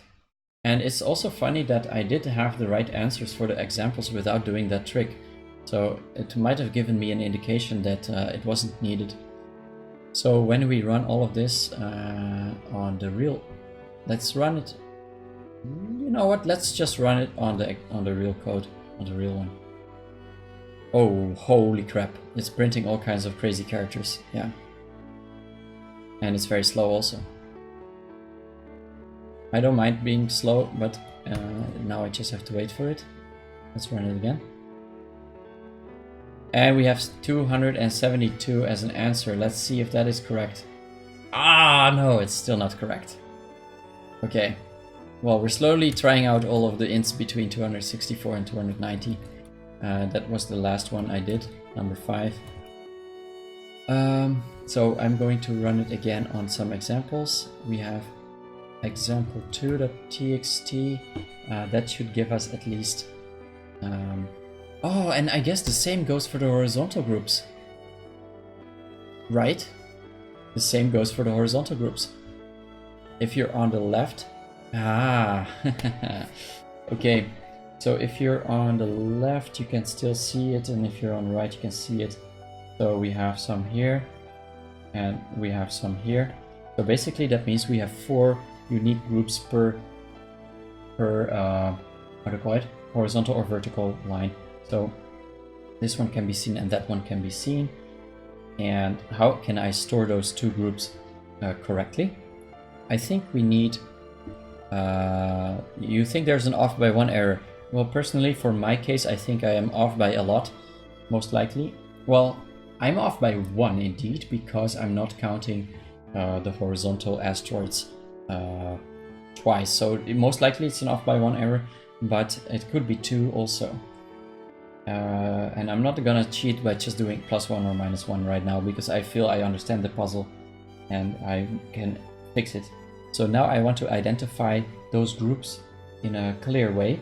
So the vertical part of that group is going to be the Y position of the candidate gene. Sorry, that's a bit of... that's my girlfriend is studying like genes, and she's doing some research that has candidate genes, and it's really stuck in my mind. Candidate asteroid, and the left or right part of that is going to be the dx of -1 or dx +1. It says day 10 and I just started watching. Hey KillerBoom7172, you've missed me struggling for 2 hours figuring out this puzzle. So we need to figure out on a map how many asteroids we can see from that position. You can see what a map looks like right here. I have almost finished the puzzle, so I'm quickly going to try my latest insight, and then I'll explain you how it really works. So for what I said is for the case where we have a horizontal line, I'm going to use CY, and I'm going to use CY. Okay, so that means here I'm going to write for the horizontal case I use CY, and then I need to specify either left or right. So I will use -1 if dx is less than 0, and otherwise I'll use 1. And what you have just missed basically is that asteroids block each other. So if you have a whole line of asteroids lined up behind each other, you can only see the first one, and we need to calculate how many asteroids we can see. And what I did wrong, I was taking all the asteroids on one line and saying you can see only one of them, but it's not true. You're on that line yourself as well, so you can see in both directions and find one asteroid. That was the mistake I had. So we will run it again. Now we get 33, and I think 33 was the answer that we're supposed to get for this example. And it says 33, position 5-8. That is correct. So now I actually will run it on the input and get the right answer. Finally, 274. That we haven't tried that one yet. It is off by 2. And we have to wait. We have to wait for 59 seconds. Okay. Well, that's fine. I think we've tried so many times and I do feel a little bit bad about that. So, right answer, probably lol. So I think it's fair that we have to wait. Now I didn't keep track of the time, so I might be a little bit too early if I submit it now. I'm going to remove a bunch of stuff. This we don't need. We don't need to normalize. So is Advent of Code like a puzzle trail kind of thing? Yeah, so you know Advent, right? On Christmas, every day you get a chocolate. And so it's like this, every day you get a puzzle and you can solve them. And the faster you are, the more points you're gonna get. And so we also have a leaderboard right there. Do check out adventofcode.com and sign up with your GitHub or something else. And the puzzles become more and more difficult, and this is day 10 already. So it's really quite tricky. But I have the right answer, and hopefully you're gonna see a gold star on the screen coming up in a few seconds. Continue to part 2. So as always, I will commit this code for you to watch and for myself to be able to not mess up. That was part 1. Part 1. It's the traditional advent calendar, yes, but with challenges. And I'm going to push it. Hit push. Right, next part. So what do we need to do? Part 2. Oh man, that's pretty long. Oh no. Okay. Once you give them the coordinates, the elves quickly deploy an instant monitoring station to the location and discover the worst. There are simply too many asteroids. The only solution is complete vaporization by a giant laser.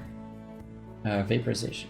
Fortunately, in addition to an asteroid scanner, the new monitoring station also comes equipped with a giant rotating laser, perfect for vaporizing asteroids. The laser starts by pointing up and always rotates clockwise, vaporizing any asteroids it hits. If multiple asteroids are exactly in line with the station, the laser only has enough power to vaporize one of them before continuing its rotation. In other words, the same asteroids that can be detected can be vaporized, but if vaporizing one asteroid makes another detectable, the newly detected asteroid won't be vaporized until the laser has returned to the same position by rotating a full 360 degrees. I think I see where they're going, so I'm just going to quickly explain how I understood it so far. So basically we have this world and we're in the middle and we have all these asteroid lines. I'm visualizing them now as lines because the asteroids do all line up.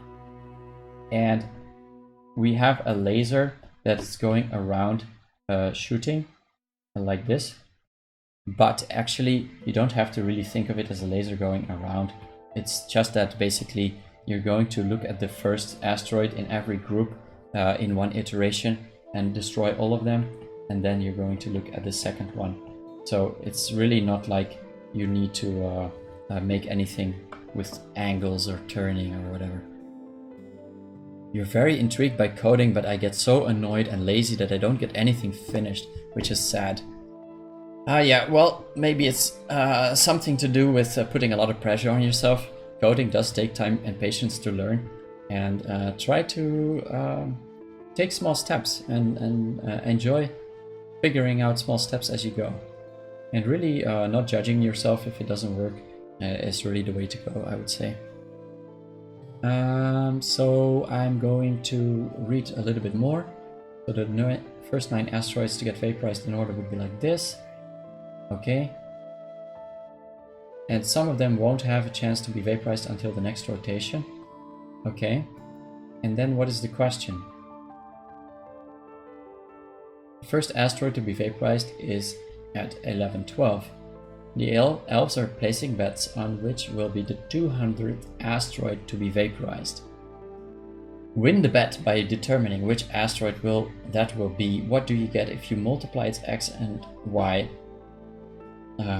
Okay, so I think the order does matter now, and we do have to calculate it in the right order. And we have all the groups, so we have already calculated everything we need. So here we're going to actually loop over each group that still has asteroids, I guess. Max candidate group counts. So here we found, actually, let's see. We found the position of the asteroid that has the best position. Best. And that one contains both the position, let's call it observed, well, x and y, and the number of asteroids. There we don't need it. So x, y, and best. Okay, then the count is right here. Right, so that's part 1. And then for part 2, we're going to keep working with that asteroid. So we need to know the other asteroids. Oh, asteroids. Oh man, asteroid is such a bad word to write. Oh balls. I'm just gonna call it oh balls. And those are going to be coming from the candidate group counts. And to which I appended. Oh no, I just did groups like that. And I'm not actually storing the groups anywhere. So I have to have candidate groups right like this, and all I need to do is save them. Candidate groups with the candidate CXCY equals the groups, and then here I can actually get them.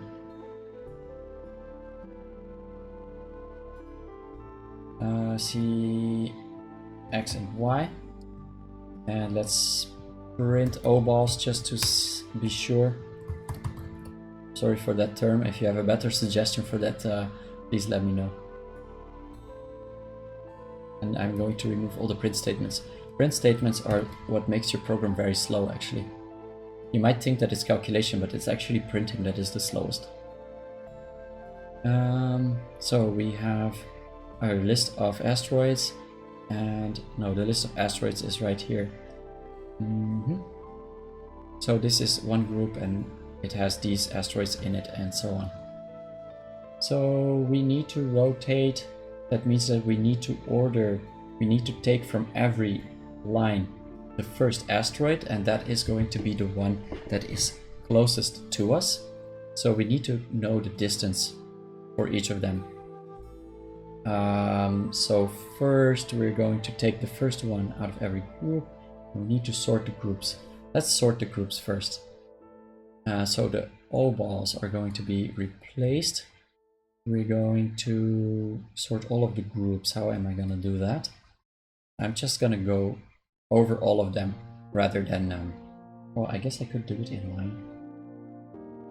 I'm going to sort it.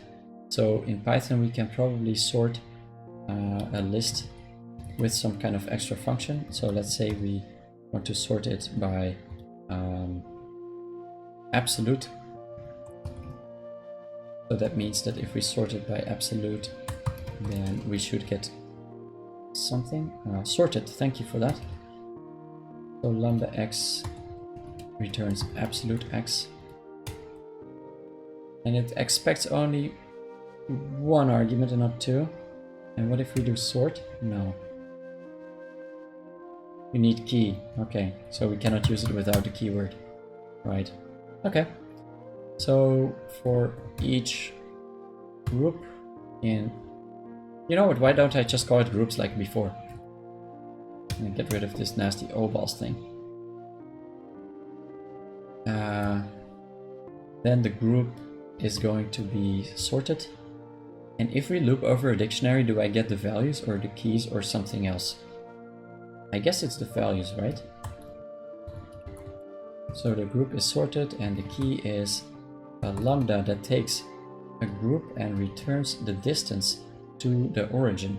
So dist and the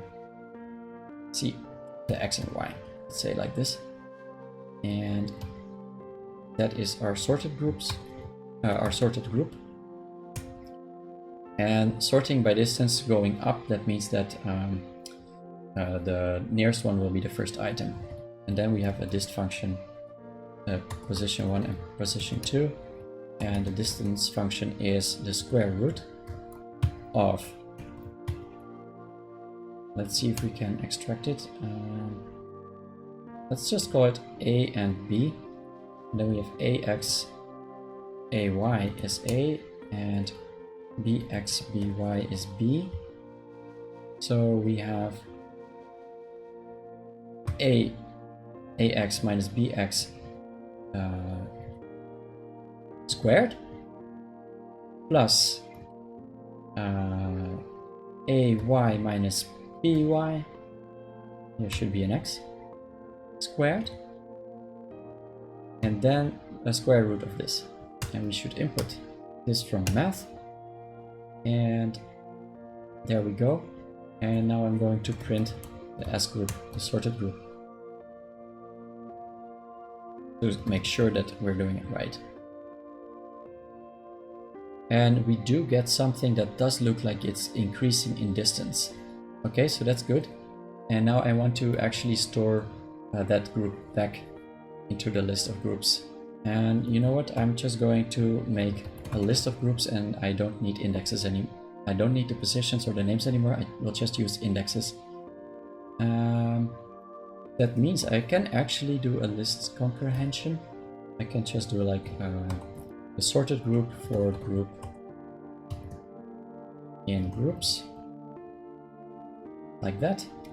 Now we should get a list of sorted asteroid groups. Yes. And we do get something a bit funky. We do get, okay, I think I made pairs in the group. So I have to actually unpack that pair. The count we don't need. And now it says float object is not iterable.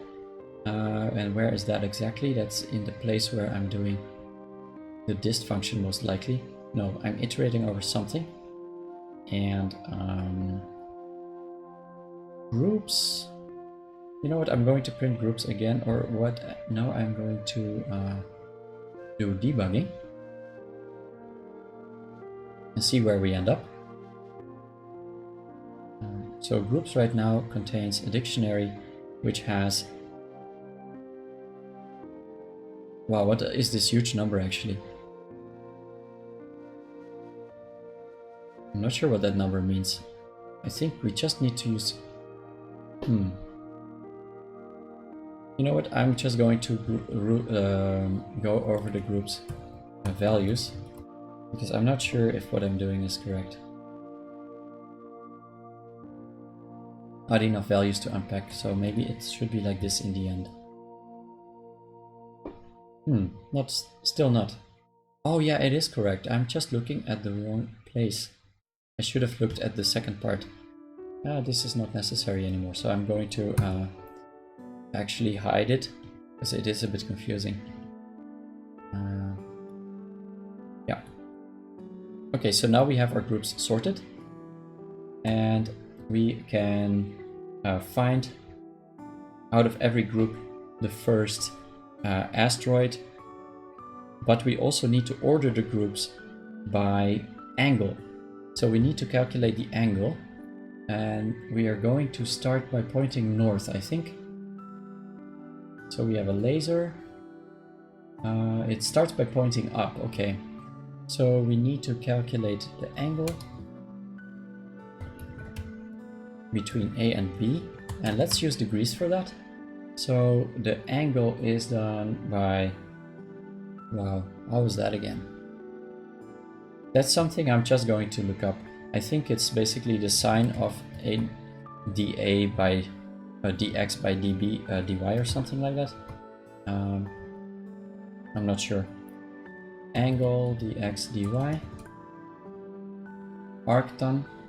But what happens when the x is 0? Indeed, we have to make a special case for that. Python convert a vector to angle to degrees. A102 will do that. And does A102 also handle the case of horizontal and vertical lines? When you finish this part, I'm going to go to sleep. Yeah, of course, it's midnight and you have school. Do prioritize your sleep and school over Advent of Code. You can finish it later, of course, and you can watch my video on Twitch afterwards. I'm always uploading a highlight, and I'm also uploading it to YouTube. Just search for Advent of Code Day 10 Python, and you will find me there in the list. So a arctan 2 is from NumPy, or here you just basically give it 2 parameters. That's nice. So let's return it, and we need to give it a dx and a dy. So dx is ax minus bx, and dy is ay minus by, and then we import that also. There's also math.a102. Okay, I would like to use that one. A102. And y should go first. Okay, interesting. And that's it. So now we need to sort the groups using this. Sorted groups, where the key is lambda group with, oh, the first one. I guess we're going to take the angle of the first one. So group 0, and let's start with our origin, which is xy. And now we should see that we actually are going to go in right order. For g in groups, print g. No module named NumPy. Yeah, I haven't installed that, so I will just use math. And do we actually have it in the right order? So 2011. Let's see how that looks like on the chart, like on a whiteboard. Hold on a second. So we have a coordinate system, and we have 20 to the right,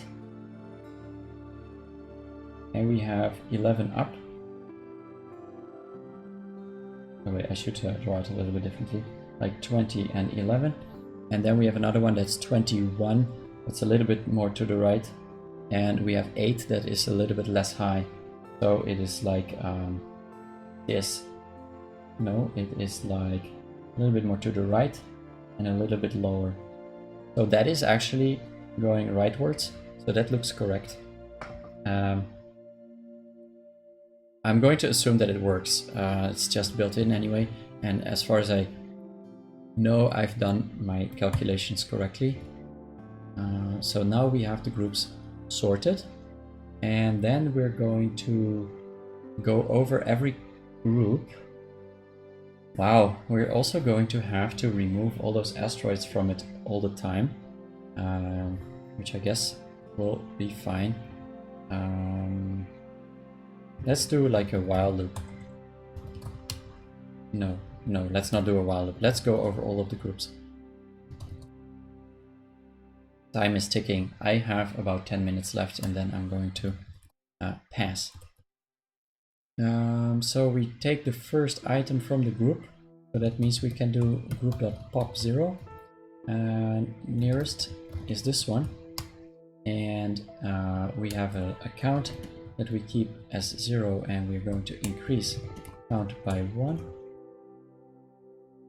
And while true, we're going to keep looping forever.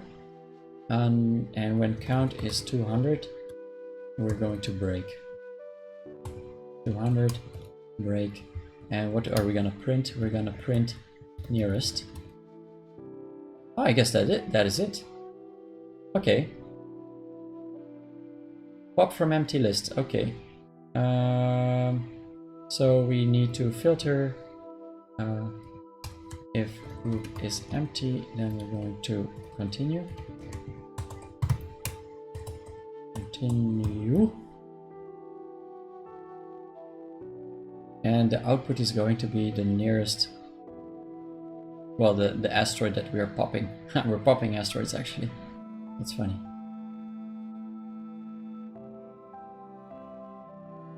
And it's never stopping, even though we are doing a +1. And we... Okay, let's print all the groups. Or let's print at least the current group that we're working with.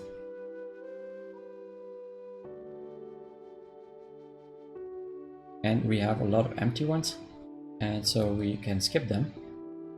Maybe we should actually remove all the empty groups so we are speeding up a little bit.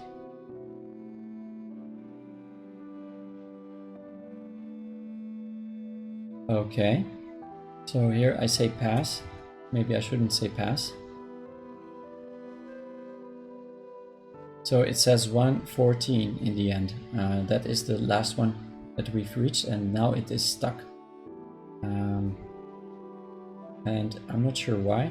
I'm printing. Let's print also the count.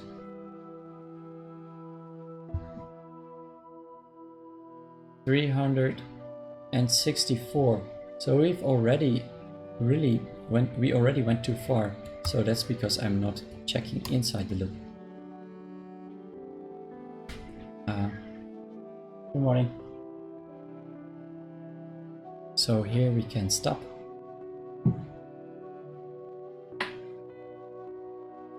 And we're breaking, but we're not actually breaking out of the entire loop. So let's make it a function that we can actually, well, you know what, let's just print it. We'll just say print done with the nearest, and then that will be the answer. But we don't actually reach it, and that is because why exactly? Our count is going up, and here we are done. So it's 8-1. And then to get the answer we need to do multiply x by 100, so that's 800, and then add 1, so 801. That's not correct. Okay, so I'm going to leave it at this. I will finish the rest of the puzzle later on my own. Thank you very much for joining, and I think as we're moving towards the more and more difficult days, we're not gonna have a lot of time to do any code reviews. Tomorrow I will get up a little bit earlier also and do a code review before the next day. I think that's the only way we're actually gonna be able to do code reviews from now on, because I don't have enough time to solve the puzzles on stream and do code reviews right after. In any case, thank you very much for joining again today. It's a lot of fun hanging out with everyone and solving the puzzles together. This was really quite a tricky one. So far, out of all of our streamers, all of our Twitch viewers, 7 have solved the second part, or 6 actually, and some are still working on part 2. So good luck everyone, and see you again tomorrow. Bye bye.